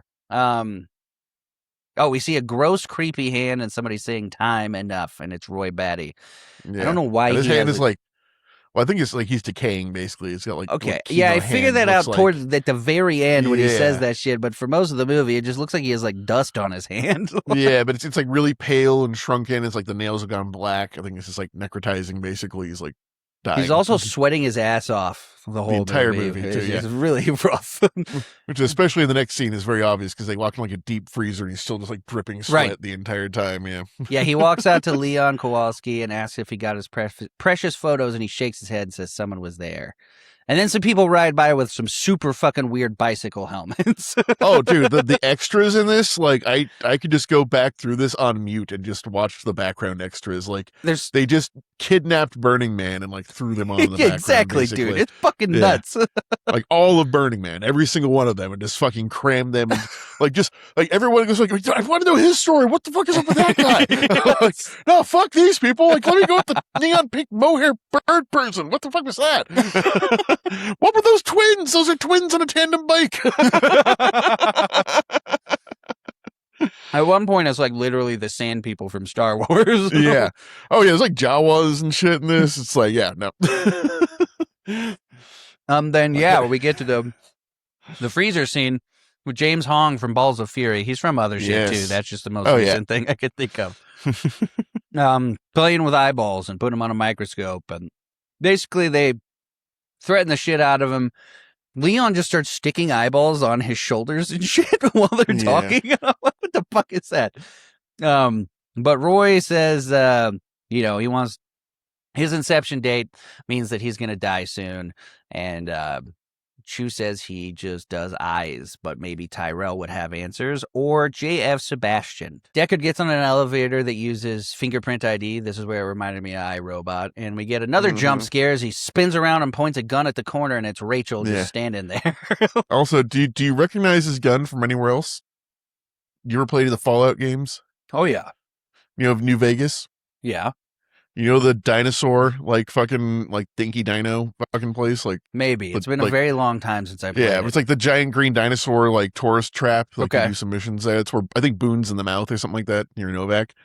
Inside that house, or inside the dinosaur, inside a back room is fucking Deckard's gun, exactly from fucking... Oh, that's fucking sick. God damn it, now I gotta play New Vegas again. But Rachel's here and just kind of walks into his apartment. She says Tyrell wouldn't see her. And then she says, you think I'm a replicant, don't you? And shows him a picture of her with her mother. And then he just shatters her entire reality. Yeah. It's just like, yep, here are all your childhood memories that I should not know about. Right. He's like, yeah, those are Tyrell's nieces. And then she starts crying and he's like, okay, I was just kidding. It was a bad joke. Please leave. And she won't leave and keeps crying. He's like, seriously, it was just a bad joke. And goes to get her a drink from his super disgusting kitchen. And comes back and she's gone. Yeah, she dropped her picture and left crying. And then we see... this is what I'm talking about. They over-explain like so much shit, but they never once tell you this is Priest or tell you this is Zorava or whatever her fucking name is. You just have to figure it out. But Priest is walking around in hooker clothes and then lays down and uses garbage as a blanket. I'm like, what? But yeah, J.F. Sebastian walks up and she's like, lays it on thick, says I'm hungry, so that he invites her in, and then her face gets all sinister when he turns around. And then I hate everything that happens next. Up to Devin's personal nightmare house of horrors. As he goes like, wait, I'm a gene splicer. You know what that means, right? She's like, yeah, and like doesn't explain to the audience. And apparently, what being a gene splicer mean is I have a small little German soldier and teddy bear homunculus just walking around my house, and also various things that look human and have flesh on them, but also make mechanical clockwork clicking noises when they move. And just that's the realm of nightmares that I live in. I literally put in all cap. What the fuck are those? The tiny. They walk up and go home again, jiggity jig, and I'm like, go away forever. And they don't go away forever. They come back a lot. We see Deckard sad drinking in his house, and dude, it's such a cliche, but it was 1982. But he's looking at the picture that Leon had, and he's like, enhance. Yeah. Move 47 degrees, enhance. It just does that like for a very long time. Yeah. And yet again, children, I don't know if he's saying, but that's pure science fiction. That doesn't exist. Like you can't, unless those pictures have infinite definition to them. Right. Like it was shot with like a 10 million K fucking camera. There's a point where zooming in only just gives you like fucking color splotches. I never. Yeah, and it wasn't until recently that you could do what you do now and zoom in that far to a picture. In 1982, absolutely not. Yeah, and it's not even like it's like not even a digital file. It's like here's my fucking Polaroid scanner. Fucking. Yeah, he zooms all the way into the edge of a mirror that's in another room in the picture and sees a girl that looks like shit. And it has markings on her. I don't remember why that was important at all. I'm guessing it was. I think it was the girl that like is like the snake dancer because she had like the same like makeup on her body. Basically, like there was like weird green shit on it. Because he looks at the scale right afterwards. Yeah. So it was like her See, that's washing what I'm saying. off. They leave you to connect a lot of dots, and then by the way, racism. Like I don't. Yeah. It's super confusing. But he takes that scale to a lady at the fish market to analyze it. She reads the serial number on it and tells him, it's that dude right down there. Yeah. It's super convenient. He walks He past goes right down there and fucking just like beats that dude up. He's like, who the fuck is this? Like, okay, this person over here. It's literally the quickest like investigation ever. And he goes to a Great Gatsby party where this guy is. Literally, it looks just like Great Gatsby. Yeah. And asks the guy questions, asks if he knew the girl, says no, completely blows him off, and he barely tries. He goes straight to drunk calling Rachel on a video phone. He's like, Taffy Lewis is here. Come down and have a drink. And she just hangs up. Yeah. Which just makes what happens later so much more confusing. He's just drunk down here. Random dude is at the bar. Come on down. She's like, nah. Yeah. And he's drinking a worm and then watches a sexy snake lady dance that we don't get to see, which I'm assuming is probably in the extended cut. Yeah, they kind of imply that she does shit to the snake because he says, with the snake, Miss Salome and the snake, watch her take pleasure from the snake that once corrupted man. And then the camera pans off. I'm like, ew, dude. I mean, to be fair, though, we do find out it's like a robot snake later, so I guess it's just like a fancy dildo. But yeah, that's true. But like Harrison turns away, he's like, "Oh shit!" Like it's. So he goes into the back and does his version of, I think, a gay voice. Yeah, I think that's what he's trying to do here. And he's trying to like, it's like, I'm with like the entertainment union. Have you been like abused or neglected or anything like that? Yeah. And then we get some really random boob. Like it's weird. Like it's. Yeah, he says he wants to check her room for holes to see if like peeping toms look in there, and she dries her hair in this like dome. And then starts putting on weird spiky boots with her tits out, and then tells him to dry her, and then elbows him right in the cock. Yep. And then she puts on a plastic see-through jacket. Yeah, in like a bra and panties and a plastic, like literally made of like rain or fucking like a what's it called a shower curtain, like one of those like see-through shower curtains, basically. Yeah. Starts choking him with his tie. People walk in and she runs. And then he's chasing her through the crowd. By the way, every time it shows them on the streets, it's stupid crowded, which is pretty realistic for like distant future. No, but this is the whole part that makes like the movie so interesting, because it's like interesting car, interesting person. There's two interesting people on a bike, interesting stand. It's kind of overstimulating. Yeah, you really just want like the camera to fucking stop and focus on something for a second. Like, what the fuck is that? Right. But like it literally just is like pulling us past like 10,000 more interesting stories is what this movie feels like. He finally gets like a lane, like makes people move, and just starts unloading into her back as she slow-mo. With a gun that's like a fucking cannon. Like, yeah. It doesn't look like a bullet wound. It looks like she exploded. And she slow-mo falls through every glass pane ever, and then she's down as we see falling among a bunch of mannequins in this fake snow fucking symbolism. And we see Leon is standing there watching all this in horror. And Deckard again narrates how horrible he feels. He's like, the police report would say retirement. I felt like shit. That's pretty much. So literally, another internal song. I'm sad. I do wonder if they went back and did this with ADR, because they were like, Harrison, your face never changes. It must have been. Harrison was like, do I fucking have to? Like, yes, you sit down and like, all right, one fucking take is all you get. I'm so sick of this sci-fi shit. And I'm going to be slightly drunk when I'm doing it. Gaff brings him to Bryant at a police car, and he tells him 4 more to go, and Deckard's like, no, 3. And he says, nope, the one you void comped that didn't know she was a replicant vanished, so you got to kill her too. Like, you can't just do that. And then they pull away, and it's like she's just right behind the fucking cop car that pulls away. Dude, if anything good happens in this movie, it's the fact that he kind of gets away with like some easy fucking kills here pretty quick, because like you got 3 or 4 left, and then immediately Leon's dead. Yep. Fucking Leon attacks him and is beating his ass. We see some super speed shit here, which they show by they were there, and then when the camera cuts back, they're gone. That happens a few times. Yep. But he's beating the shit out of him, and then his head just explodes like a giant hole. And Rachel picked up his gun and fucking saved him. Right. I also hate Leon's line delivery. The menacing lines he has to deliver while they're fighting, like, wake up, time to die. And I'm like, that was awful. Also, like, I don't mean to be mean to this actor, but like, if we're like making perfect humans, why did that one come out looking like that? Like, did they overbake Leon a little bit? Like, or was he like underdone? Like they like came out of the pod like 2 days too early and his like chin hadn't quite formed yet. Like, I don't know, man. It's just... like Roy Batty, I could believe is 1982 version of a perfect soldier, but Kowalski just looks like a dad. Like, even the 2 women are like, I can totally see those being designed specifically by some random dude. But yeah, Kowalski's like a dude you drink beer with and play fucking softball with on a Thursday. Yeah, you'd see him in flannel and a hunting cap at the bar. Yeah. He's really excited to go to Chili's tonight. Perfect description.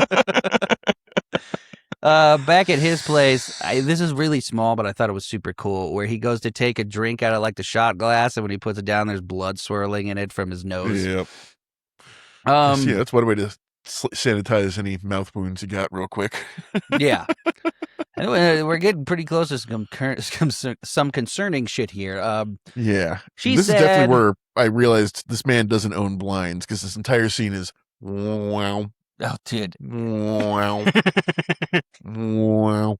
Like every 5 seconds, like there's a fucking like lighthouse like 5 feet outside of his window. I just want one person to turn around and be like, oh my fucking God. And like, close the blind and turn on the goddamn light. Dude, it's beautiful and beauty and atmospheric. It's gonna be a fucking headache. But he takes off his shirt and starts like washing the blood out of his mouth while she watches on with the biggest shoulder pads ever made. And her pupils glow. And she asks if she went north and disappeared, if he would come after her. And he says no, and that he owes her one, but somebody would. And then his pupils glow. Is he a fucking replicant? Like, am I supposed to put that together myself here? Because she also then asks him, have you ever done the test on yourself? Yep. Right after his eyes glow. I'm like, am I supposed to pick up on this? And then some shit Roy says, I was like, yeah.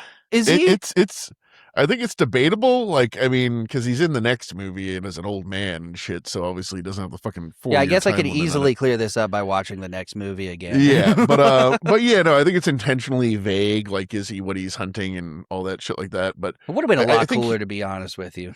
yeah, I think he might be though, because by the end of the movie, fucking spoilers, we're gonna talk about this anyways in 2 seconds. But like, we do learn that there are non-expiring replicants, and Right. that memories can be supplanted inside of you. So who's to say that? And they've fucking- already established that they cannot know they're one. So Yeah, and you know what, Roy, or you know what, fucking the detective has a lot of fucking a bunch of random fucking old family pictures. that's what I'm eh? saying. Right after all this, he gets drunk and passes out immediately. Yeah, And she starts playing his piano and styling her hair. And there's like random pictures of just random women, like black and white pictures of all different women. Yep. It's not like his mother or anything. None of them look similar. Some of them are different races. So I don't know what the fuck all that is. Yeah, they're like old. They're like 1800s pictures. Right. Some of them like tintype or like fucking sepia tone and shit. Yeah, so Yeah. I avoided actually looking this up because I wanted to see what you thought when I asked you that. yeah. I mean, like I think it's likely, and also just like the amount of shit that he lives through, like fucking True, like, how yeah. fucked up he gets and like keeps moving and shit. But he gets back up, still drunk, probably, and says he dreamt music. And yeah, then he starts kissing her neck, and Yeah, she and gets then up she, like, to leave, and he very slams the obviously- door shut. Yeah, stops her from leaving, and then like fucking Literally pins shoves her. again. Yeah.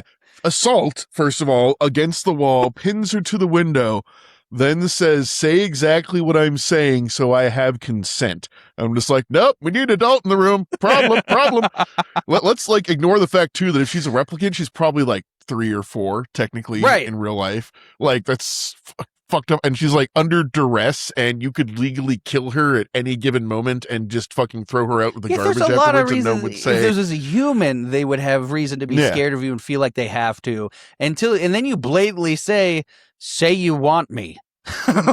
yeah, and it's like this is totally like the fucking like but the implication like from fucking Dennis. Exactly. Like it's just It's awful. and there's like nothing up to this point that fucking like justifies this. They haven't shared a tender moment or fucking, oh cool, she fucking saved his life from fucking not getting ripped apart by a fucking like psycho fucking robot. Basically, that's not consent to it like they've had that's like the other thing. She's probably traumatized too from Yeah. everything that's just happened. Like, dude, what the fuck? And then he, Yeah. thankfully, we just fade away before we see anything else. But yes. now Priest has donned some Marilyn Manson face paint for the rest of the Yeah. movie. I said Pris is now Kiss. Oh, it's so creepy. And JF is surrounded by creepy toys and sleeping. Oh Wakes yeah, up one and- of his like the little German soldiers had like some kind of dental nightmare fucking trap Yeah! contraption. What the He's like- hell? The entire scene just like, hi, you left me, you forgot. It's horrifying. We see she's talking to him and she's like, "I like you," and then she just goes, "Hi, Roy," and Roy's there. Yep, and then just like immediately starts making out with him, and it's like that thing. It's like, and if you pause the video, you can see the exact frame where his heart breaks in two.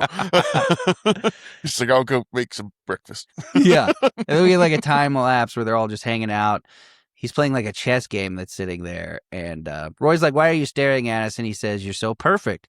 And they tell him what generation they are, and he says he had a part in making them and everything.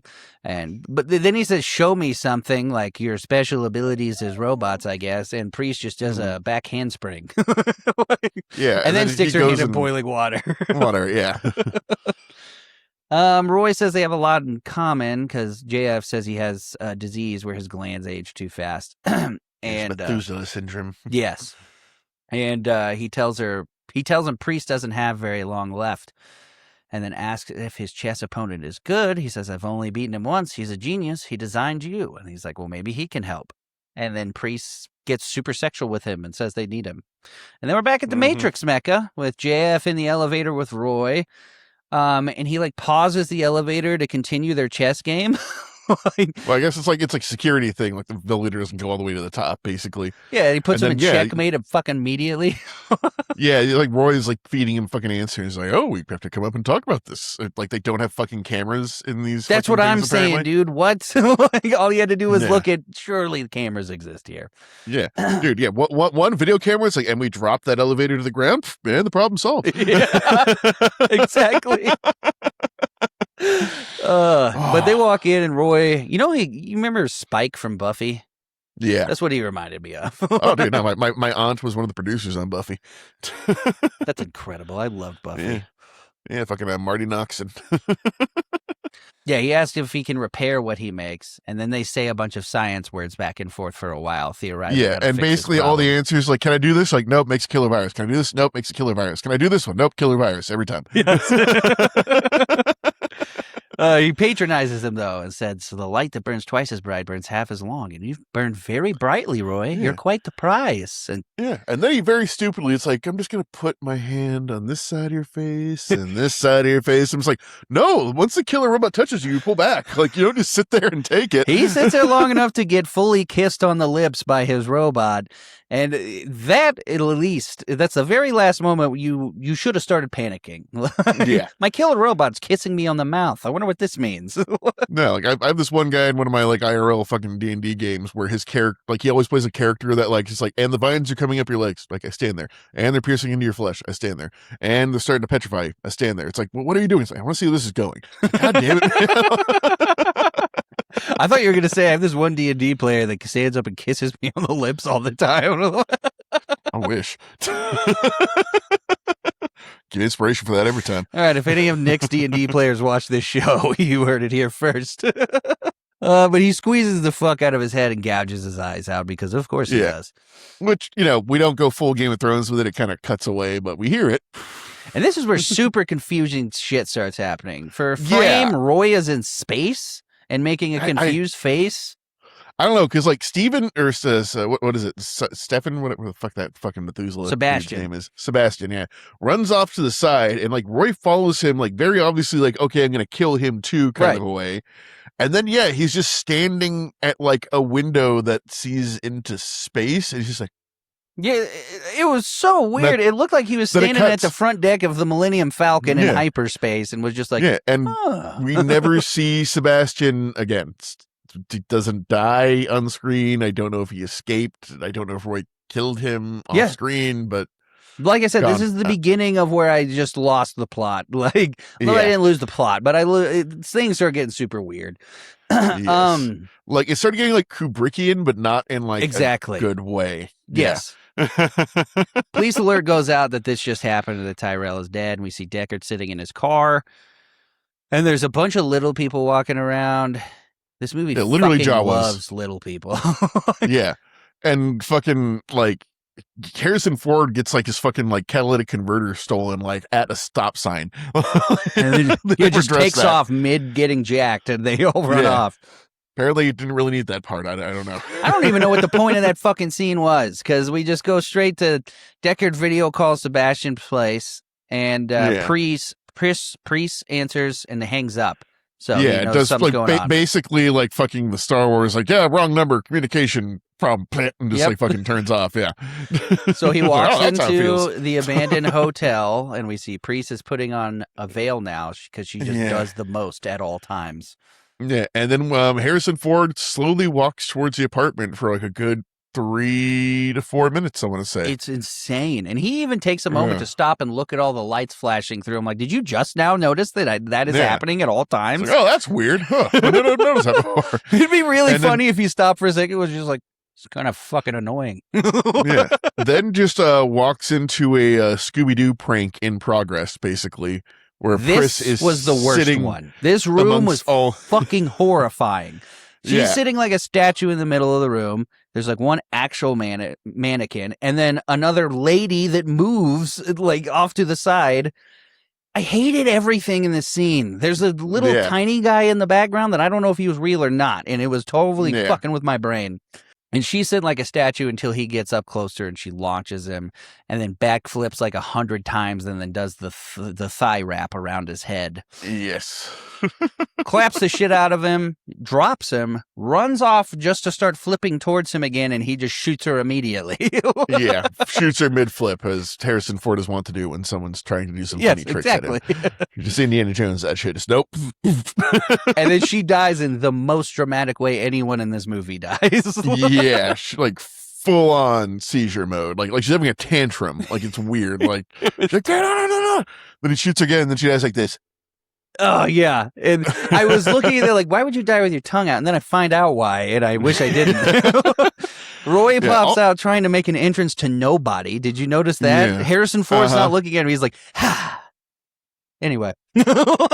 Yeah, and then like Harrison Ford has like an ambush set up down the hallway and then like shoots him and something explodes at the end of the hallway, which I'm assuming is the bullet, but I don't, it's a very large explosion. We haven't seen the gun do this yet, but I don't know, it's weird. And then Roy sees Priest is dead and just leans down to suck on her tongue for a little bit because why the fuck not at this point in the movie? Kisses the corpse, slips it some tongue. Yeah.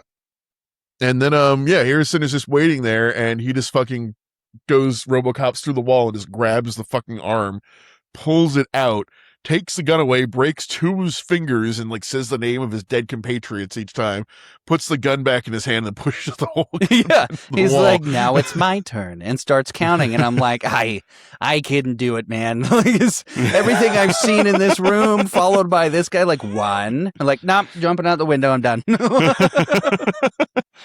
Yeah, but he starts counting. He counts for a while, and then plays with Priest's dead body for a little bit and wipes the blood on his face. Strips naked, apparently, at some point.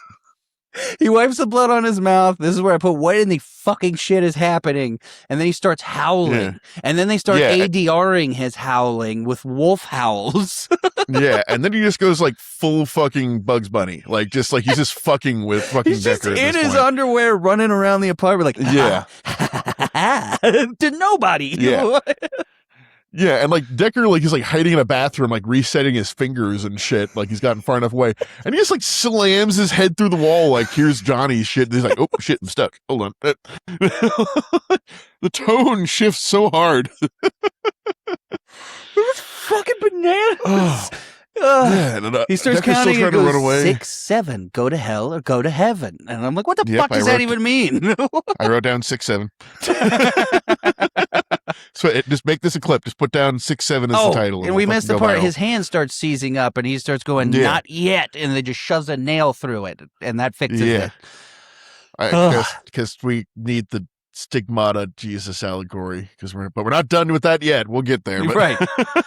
Harrison Ford starts scaling the side of the building, like goes out and gets on the ledge. This is where we get the ADR wolf howl. And then he comes out a window too, and he's just super chill while being crazy. He's like, that was irrational and not very sportsmanlike. And then he starts climbing up, and he's like, where are you going? And just stands there and watches him climb for a while. And he's like, then it's like zips back in like a fucking like Sesame Street puppet. It's like, what? And then they do a literal repeat of the same shot of him running around in his underwear, just like, it's fucking dumb. Yeah, well, he's just fucking around while fucking Decker's climbing up to the fucking roof of this building laboriously. And we watch him climb for a while. And not like he's climbing for a while. Like, hand comes up, finds the edge of the ledge, pulls up. Like, it's one fucking foot he climbs for 5 minutes. Yep. Then he takes like 3 steps on the fucking roof, and fucking Roy just like fucking jacking the boxes out of a fucking like air vent. Yeah, he fucking gets up there, and then Decker tries to jump to the next building and doesn't quite make it, and is hanging from a ledge. And then now Roy is holding a dove now. Dove. Yeah, I don't know where he got it, why he thought he should pick that up, but that dove is in his hand for the rest of the scene. So when it first shows him go over to look at Decker, and I'm like, is that a rubber duck? And then he turns around, and it's just like, So we have the stigmata in one hand, the Holy Ghost in the other. Do you see what we're doing here? We're doing a thing. Why? I don't know, but we're doing a fucking thing here. It's fucking crazy. He runs across and jumps over to the next roof easily. And Deckard falls. Roy grabs his arm and says, kinship. And that's another reason I think that Deckard might be a replicant. Yep. Could have meant like kinship, between robots and humans, but I think it was the other thing. Yep. Pulls him up and then just gives him a speech for a while and says, I've seen things few people wouldn't believe. And he references a whole bunch of shit we don't know anything about. Like, it means nothing to us. Says, attack ships on fire off the shoulder of Orion. I've seen sea beams glitter in the dark near the Tannhauser Gate. I'm like, the fuck are all these words, bro? It's like moments lost in time, like tears in the rain. And then, like, just fucking, like, drops his head, then releases the dove. It's time to die. Yeah, and he just like drops and he's like, oh, fucking and then all of a sudden there's sunlight and he looks holy with his blonde hair and everything. And then I don't know what the fuck is happening anymore. Then we just go even Harrison Ford is like, I don't know why he saved me. In the internal monologue. Yes. Says, I don't know why. But every time his fucking narrating comes in, it doesn't fit the tone. Like, we're watching all this stuff happen and it's just, I don't know why he saved my life. Because maybe in those last moments he loved life more than anyone had before. All he wanted were the same answers all of us want. Who am I? How long do I have? And I'm like, most of us aren't saying those things. Like, no. And there's like this one fucking other cop that like has been making origami this entire time, not really that important, but like basically comes out and basically says like, yeah, you did it. Shame she's not going to live. And then he's just like, oh my God, and like fucking runs back to his apartment for some reason. Was it his apartment or her apartment? Because she's in bed. His apartment. Okay. It's after he fucking had totally consensual sex with her that night. Okay. Yeah. See, I thought he just walked into her house now with a gun. She walked into his house fucking and like definitely for a second, like, she did. Oh my God, is her time up? She's like, no, hello, and just like fucking wakes up. Yeah, and then he like walks out with her like gun drawn, like all paranoid, and sees the origami on the ground. I'm like, yeah, is that like got trapped? But apparently, no, that was a sign meaning he's safe. Right, he remembers the line that happened literally 30 seconds ago. Like it plays it again, and then he smiles and Then we get some saxophone and clouds and sky shots of Mississippi, I'm pretty sure.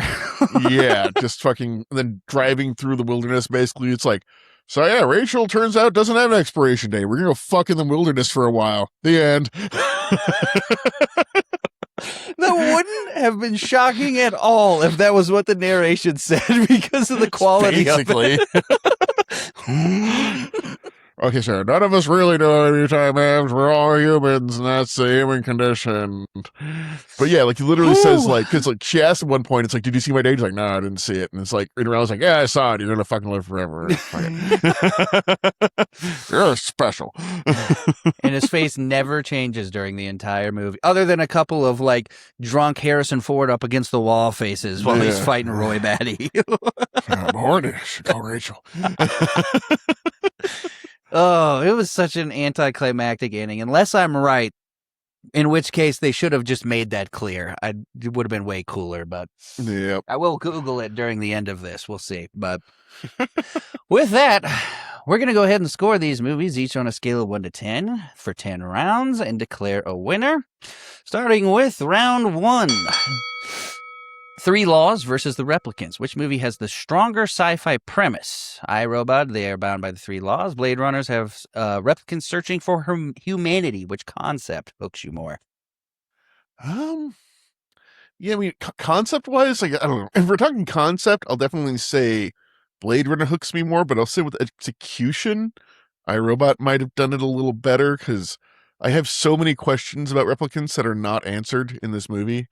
Like, how they work, why they work, how they're made, like what their fucking place in society is at this point. Like, it's just odd. Like, yeah, I did score this one to Blade Runner 9 to 7, just because I do think the concept is stronger than the 3 laws. Yeah. There's a lot more shit going on in the whole concept of Blade Runner than there is of iRobot, but just barely. Yeah. Like it's kind of like if like Blade Runner is like the Lego, iRobot is the Playmobil. Right. Like, they're both good and have their purpose, but one is far simpler than the other. Exactly. Yes. And yeah, I mean, the 3 laws are cool and everything, but it's basically just robots have rules, and then replicants is just the whole idea of replicants that are like slave fucking time-locked humans that are going to die like an expiration and all they want is like, to live is the whole thing. It's like they're not even trying to like rebel or fucking anything. You're just like, can I exist? And he's like, no. Yeah. It's like, one of you went Like, weird once, exactly. so all of you are dead. Oh shit, I need to write down yours. Are you giving that one to Blade Runner or iRobot? Give that to Blade Runner, yeah. Okay, Do like an 8 to 5. That takes us into round 2. The lead detective. Who carries the investigation better, Del Spooner or Rick Deckard? Yeah, I got to give this one to iRobot, unfortunately, because like Harrison Ford was like watching like a 2x4 act for most of this movie. Yeah, everything just kind of happened around him, and Will Smith has a lot more personality. Yeah, Harrison Ford's like biggest emotion was horny in this. Like that's like the most I believed anything out of it, and even that was like, I'm drunk and sad, and you're a robot. Yeah, I want to know what he was doing when he wasn't a Blade Runner this whole time, because all we know about him is that he's a drunk. Yeah, but he's like got like a pretty nice apartment, like a piano and shit. So right. Apparently doing something good at some point. Yeah, I'm not sure what any of his. We never find out why he feels bad about killing the robots or anything. Like, yeah, I don't know. We find out they give a whole backstory to Del Spooner, and that is here's touching why and I'm matters. prejudiced and hate the robot. Exactly. But yeah, I no contest when Blade or iRobot here. Yeah, so the problem is I know Harrison Ford can act. He just fucking was sleeping through this, like. Which I hear he just has a tendency to do when he ends up in a movie he doesn't like. He's like, I'll fucking be here, but you're gonna hate me. He hates sci-fi, I think, just like, at its core. All right, that takes us into round 3. The world. Which future feels more alive? Chicago of 2035 or rain-soaked LA? Which setting wins? Oh, I mean, I gave this a 4 to 10 Blade Runner. I mean, exactly. Fucking say what you will fucking about like the content of this movie's story and shit like that. You can't fault like the extra work and the miniatures and the matte paintings and the backgrounds. It's like still to this day fucking looks amazing. Yeah. And they only made $10 million on it. They should have made more just based off of that. It's crazy. The set design, the way the cars look, the miniatures, it's every scene is nuts. Like nothing looks just like a random today walking at all. down the fucking street fucking like scene is insane. Like I can go back and watch that and just like appreciate each character. Right. Like there are just random street people that are like cosplayable that people will recognize. You see for like 3 seconds. Exactly. Like, that's how fucking distinct. And that there's shit so is. much of iRobot that just feels like it could be right now. There's not a single part of Blade Runner where you're like, no, that's just normal shit. Oh, well, I mean, so much of fucking iRobot is like 2004 green screen, like very obviously. Like, just like, okay, everything outside this door doesn't exist, like, but we're going to pretend it does. Exactly. Whereas fucking, it's the opposite of that in fucking Blade Runner. Everything fucking exists there. It's like, I'm going to get tetanus if I touch that. Cool. Yeah, the world was definitely more involved in Blade Runner, which takes us into round 4, More Than the Machine. Which film creates more compelling artificial life? Basically, Sonny and Vicky versus Roy Batty and the Replicants. Yeah, yet again, it comes down to like concept versus execution. I feel that iRobot maybe was better executed, but Blade Runner has a much better concept. Like, it does have a better concept, but I literally went 9-8 here because Alan Tudyk. I'll give Alan Tudyk that because it's just I have questions about the Blade Runners, which will make me interested and look more into the world. But like as like a complete thought and like construct, I feel the stuff in iRobot's definitely way better and more compelling, unfortunately. Well, and Alan Tudyk voice acting is way more entertaining acting to watch than anything Kowalski did. Or Roy. Well, I mean, Roy running around in his underwear it's kind of it's pretty entertaining, but for I don't think any of the reasons they were intending. No. Doing fucking juke moves in the bathroom. It was nuts. Round 5 is action and tension. Which movie delivers better thrills? Okay, I definitely went iRobot on this one. Yeah, no, it's as popcorn as it is. Like, there's fucking like the entire like freeway fight and the whole fucking robot storming at the end. Where most action we get is fucking Harrison Ford like gunning down a woman in cold blood in the middle of a fucking empty, crowded street. And he's so stiff, and not a single part of him is athletic. And even the robots, we don't see any of their like super speed or anything. They just disappear off screen. Or like punch you really hard, kind of, but like not hard enough to kill you. I was a little bit on the fence about it just because I don't know, it's just so batshit that it's like stands out to me more, but it was more better classic action and stuff in iRobot for sure. That means round 6, visual design. Which film looks better? Clean future versus neo-noir. CGI versus practical. Yeah, I mean, I'll go 10-1 on this one. I mean, it's like, not that it's bad, but just the gap is that big between the presentation on these things. 10-1 to iRobot? Oh, no, 10-1 to fucking Blade Runner. Fucking Okay, yeah. No, I scored this to way Blade more. Runner as well. They just did a way lot more impressive shit for 1982 than... Oh, yeah. I'm just thinking, like, there's that scene where, like, a cop car floats down in the middle of that fucked up alley. And it's like, what are you doing here? It's like, I'm a cop. Oh, okay. And just flies away. It's like, that scene is, like, fucking, like, 90 grand, like, right there. Didn't need to do it, but just fucking, like, the flavor of the world. Yeah, it was like, so unnecessary. He's just like, hey, this quadrant's closed. He's like, I'm a cop. He's like, all right, peace.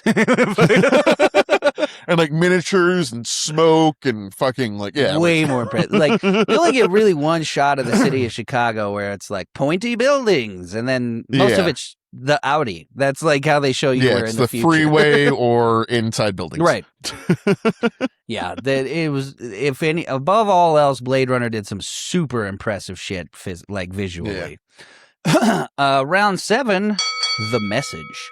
Safety versus freedom. What makes someone human? Control versus choice. Which theme lands harder?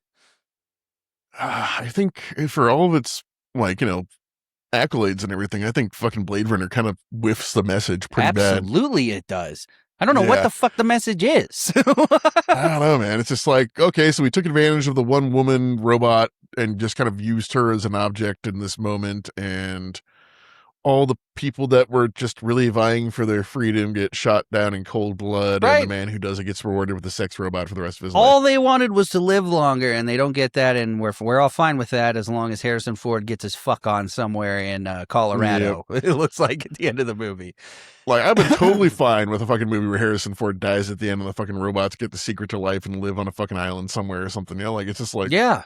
Or fucking he turns out to be a replicant, and then that matters, means more for his nature, and he does something about it. But nope. Yeah. All the robots die except for the one he wants to bang. And I mean, the ending of iRobot just scared the fucking shit out of me. Yeah, it's like fucking Robot Revolution round 2. Let's go, bitches. Yeah, we have a great twist, 2 great twists, where you find out Vicky's the one ruining everything, and then Sonny killed his creator, and then possible robot uprising and goodbye. Yeah, like I'm saying, that's like fucking 5 minutes before the events of Matrix 1 fucking launch. Exactly. Off. Like, I shouldn't leave a movie with AI taking over in the future feeling good, because none of us should feel good about this. So yeah, absolutely that one goes to iRobot. But round 9 is Legacy. Which film influenced sci-fi more? No fucking contest here. Yeah, like, no. Begrudgingly, I wish iRobot mattered more, and it didn't, even though it made a fuckload of money. But it made the cyberpunk aesthetic. Like, it's like, like, if we don't have this, we don't have Cyberpunk 2077. That entire aesthetic is like not a thing. I would say, but it kind of like evolved into like the vaporwave shit of the 90s. Exactly. Before like, I ever saw Blade Runner, I knew so much about Blade Runner because it was so the time to die. I've heard in so much shit and never knew it was from this. Dude, fuck me. There's an entire Bob's Burgers episode that's a Blade Runner parody. Right. I know there's Family Guy bits about it and everything. Yeah, there's just not that much about iRobot, and I think, unfortunately, that might be because of Will Smith. Yeah. And like I said, like, me and Evan never really sat down and watched Blade Runner, like, fucking start to finish, like, like, dedicatedly before, and, like, I've still seen, like, 80% of this movie via fucking pop culture. Like, right. Wait, no, we did the message, and then we skipped the ending, because I took the message as the ending. Yeah. Fuck, okay, that makes sense. Yeah, we'll go back to that. Yeah, we'll just call that round 9, the ending. Yep. Sonny's future versus Tears in the Rain. Which ending leaves a bigger impact? Yeah, yet again, I think we kind of covered this, but fucking totally iRobot, whereas like Harrison Ford's like, just like, okay, I'm gonna get my dick sucked, movie's done, go away. Yeah.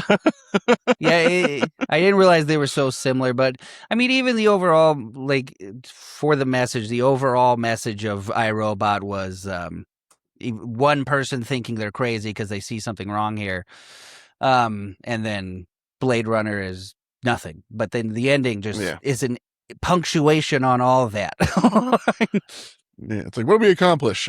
We deprived a couple of creatures of their life, liberty, and pursuit of happiness, and I'm just leaving. I'm not going to change anything. So when they show all these shots of like the sunshine and nature, they went off world, right? That's the only thing I can assume that means, because everything looks so dark and bleak. Guessing. And they talk about it several times in the movie, like everybody's going off world. Yeah. Maybe. Would have loved a couple more minutes to expand on that, maybe, but yeah, no. The ending to iRobot kind of gives me chills, and the end of Blade Runner, I was just still shocked from everything that happened right before it that didn't matter. Yep. Time to die. And Sunshine, Colorado. Yep. And then round 10, final verdict, gut check. Strip everything away. Which movie is simply better overall and you're more likely to revisit? Yeah, I mean, I'll give fucking Blade Runner props for what it is, and it is the genesis of a lot of other shit that I love, but at the end of the day, it's just not a fun movie to watch. It's like very dark and heavy, and you know what you said a couple weeks ago about the Godfather thing was how I felt about this. It insists upon itself. Yes. And it really does. Yeah, no, yeah, this is very much like I've made this as an art piece and should be treated as such, which is like kind of ruins movies for me sometimes, which is a personal preference. Right. But like once a movie gets so like up its own ass with its like message and how it's like delivering it, that it gets like obscure to the point you have to fucking put Harrison Ford going, here's what I'm feeling right now, because it's not obvious. I could listen to you do Harrison Ford all fucking day. I just stubbed my toe. I want to fuck Rachel and I'm sad.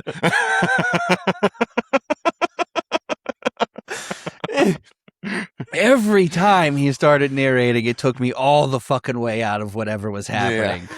And it's like, and like whenever they do too, it's like they cut out all other audio, and it's just like this like dead air recording, like in his fucking living room on a fucking like open mic. That's why I really think they did it after the fact, because they're like, Harrison, you're not really conveying sadness in this scene at all. Just it's like, we're gonna send a guy to your house on the microphone. Just read these lines. It's like, sir, there's a slur in this. Just read it. Yeah, I think the best is what you said when Roy Batty dies, and it just so abruptly is like, I don't know why he saved me. This summary of the whole fucking movie to me. iRobot's great. I will watch iRobot way before I ever watch Blade Runner. They're both the same length, both very long. But Blade Runner was the only one that I'm sitting here leg tapping like, I can't fucking do this tonight, man. No, like I could go wash the dishes and put fucking iRobot on and fucking look like, Will Smith kicking ass. All right, and then fucking go back washing the dishes. Like if I look up and look down from Blade Runner, I'm like, wait, what? Snake Lady? What's going on here? Or you go start the dishes, Harrison Ford's walking in a building, and you come back 5 minutes later, he's still walking into the building. Yeah. Yeah, it was. I don't have to be in the room. You'll hear from the other rooms like, I'm sad. And this is why I say Rotten Tomato critics can suck all of my cock, because like 91%, it's just crazy. Like I get the accolades of what this movie did visually and everything, but somebody needs to acknowledge there was crazy shit in this for no fucking reason, other than to just have crazy shit in it. Like the backflipping and the dolls are just awful. Like I don't fuck you for doing that to me, but yeah, iRobot is slightly generic, but I love Alan Tudyk and I love what they did with the theme of the movie, which is the exact opposite of the reasons I don't like a lot of Blade Runner. So yeah, and even for 2004, the CGI still looks pretty damn good. It does. The all the road scenes and everything. Audi got a lot of fucking money out of that. But oh yeah. But with that, your judges have scored this for the first time, I think, unanimously and identically round for round tonight. Nick and I both scoring the 6-4, same rounds in favor of iRobot, your winner this evening. Come at us, nerds. Fucking tell us why we're wrong. I don't give a fuck. Like, this is the first time I've ever sat down and, like, I made notes. Did you sit down and type notes to every fucking scene? Because I did, and it was painful. No, okay, some film major out there, come explain to us why we're wrong. Like, why this is the perfect fucking screenplay, and, like, it's not. It's fine. It's beautiful, but, like, it's fucking, it's I don't pretty think it's shallow. better than Star Wars, and No, I would rather watch Star Wars than Blade Runner because somehow George Lucas made a better plot than Ridley Scott, which is fucking crazy. No, this very much feels like people confusing depression and edge with depth. Exactly. And you need to take a moment, take the narrating out, and tell me Harrison Smith is portraying edge and depth. Yeah. I keep saying Harrison Smith, Harrison Ford. He doesn't play for the Vikings. Because he's just so generic. He just gets Smith last name. But before we tell you what we're doing next week, we're going to take you through a few trivia facts before we sign off tonight. Hey, Nick and Devin, movie trivia time! Movie trivia facts. Nick and Devin, let's go fast. Movie trivia facts. Who knew that? We know that. We know that. Movie trivia facts. I'll start with the red corner for iRobot. No reshoots were required in iRobot, a rarity for a movie as big as this. That is insane. I have never heard of a movie with absolutely zero reshoots, especially a big budget summer blockbuster one. Like Marvel movies have reshoots. Everything does. The car used by Will Smith's character is a concept car called the Audi RSQ, which was designed exclusively for the film and includes special features suggested by the director. I feel like they've made this car by now, even if it was on accident. Yep. For the character of Sonny, the accused robot, the effects team used the same process that was used to create Gollum in the Lord of the Rings trilogy, with Alan Tudyk providing body movements and the voice for Sonny. Yeah, so he was on set the whole time and got fucked. This poor bastard. Finally, the idea of a robot hiding in a large group of identical robots comes from the Isaac Asimov story Little Lost Robot, which appears in the original book. Sonny's dreams, in which slave robots are liberated, comes from the Asimov short story Robot Dreams, a sequel to that book. Yep, I think the 3 laws come from Asimov too. So Yeah, they should have just said by Asimov. iRobot by Asimov. Yeah, probably couldn't get the rights. Yeah. All right, what you got? All right, I got a couple. One of them may be the best movie fact I've ever read. First off, Joanna Cassidy, Zora, was at ease with the snake around her neck because it was her pet, a Burmese python named Darling. Okay, that's cool. This is possibly the best one I've ever read. Rutger Hauer came up with many inventive ideas for his characterization, like the moment where he grabs and fondles a dove. He also improvised the now iconic line, "All those moments will be lost like time in the rain." The line, that's cool. The dove, what the hell? Who signed off on that? Yeah. What if I just had a dove? Yeah.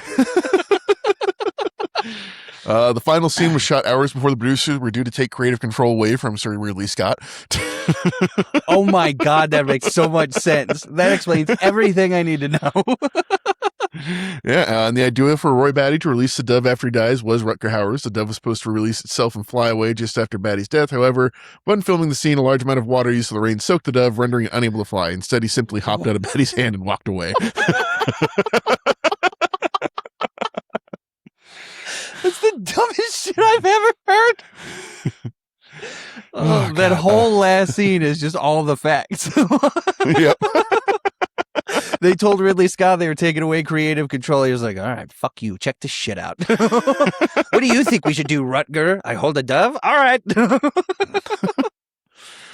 Oh, God. And then last one. The term Replicants is used nowhere in Philip K. Dick's writing. The creatures in the source novel are called androids or Andes. The movie abandoned these terms, feeling they would sound comical when spoken on screen. Replicants came from screenwriter Davy Webb Peoples' daughter, Risa, who was studying microbiology and backwards chemistry.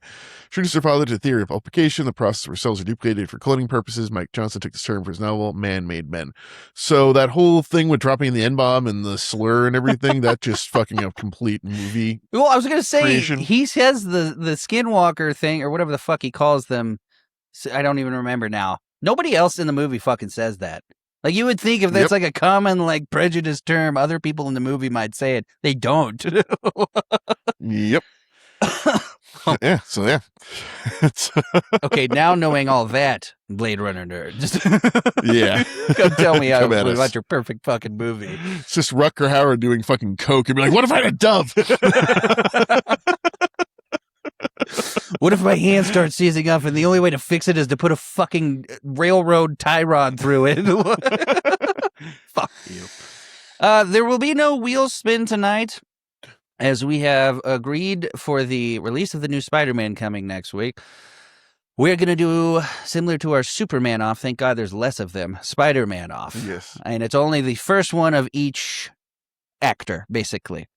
There's the only way I could think that would make sense, because if I said take the best one from each Spider-Man, that would be debatable. Yeah, I would say that would be 2, 1, and 3? Yeah, see, I agree with you. Spider-Man 2 of Tobey Maguire is the best, but a lot of people think The Amazing Spider-Man 2 is also the best of those two movies. And I think that the best one of the new Spider-Man is the one with all three of them, so that it won't get really confusing. Yeah. But yeah, we're doing the first one of each, so we get to see the origin story twice, and then Tom Holland just skips it, but we still get a lot of like the learning to be Spider-Man shit. Yeah, so Spider-Man, The Amazing Spider-Man, and Spider-Man Homecoming. Yep. And everyone just ages down in each movie. Yeah. Tobey Maguire's 40 and Aunt May's 90, and then in the next movie he's 20 and she's 50. And then by Tom Holland he's 15 and she's 30. And fucking smoking. I love Sally Field's Aunt May though. She was great. Mm-hmm. But I don't think Aunt May should be smoking. I shouldn't want to fuck Aunt May. Shouldn't want to fuck Aunt May, and she also shouldn't be decrepit, because that doesn't make any fucking sense. Yeah, she needs to be like a solid, sturdy 60, I feel is the best Aunt May. Yes, agreed. Which is why Sally May is right in the middle there. But yeah, no, this is gonna be a lot. We're not gonna go through the plot as in depth as we do these usually. Otherwise, we're gonna be on here for 4 goddamn hours, and I'm gonna assume most of you have seen them. So, but happy about the new Spider-Man coming out, and we want to jump on that algorithm. So that's what we're doing. Spoilers. He gets bit by a spider. But with that, your winner tonight, and again, come at us, is iRobot over Blade Runner, and next week will be the Spider-Man Royale. Thanks for tuning in. Please like and subscribe. Comment that GIF in the video. Follow us on TikTok or Instagram. But with that, I have been Devin Vestal. I'm Nick Dye. And we'll see you next week. There's a bullfrog in a swamp. It's on its back. You come and poke it with a stick because you're an asshole in 13 in the South.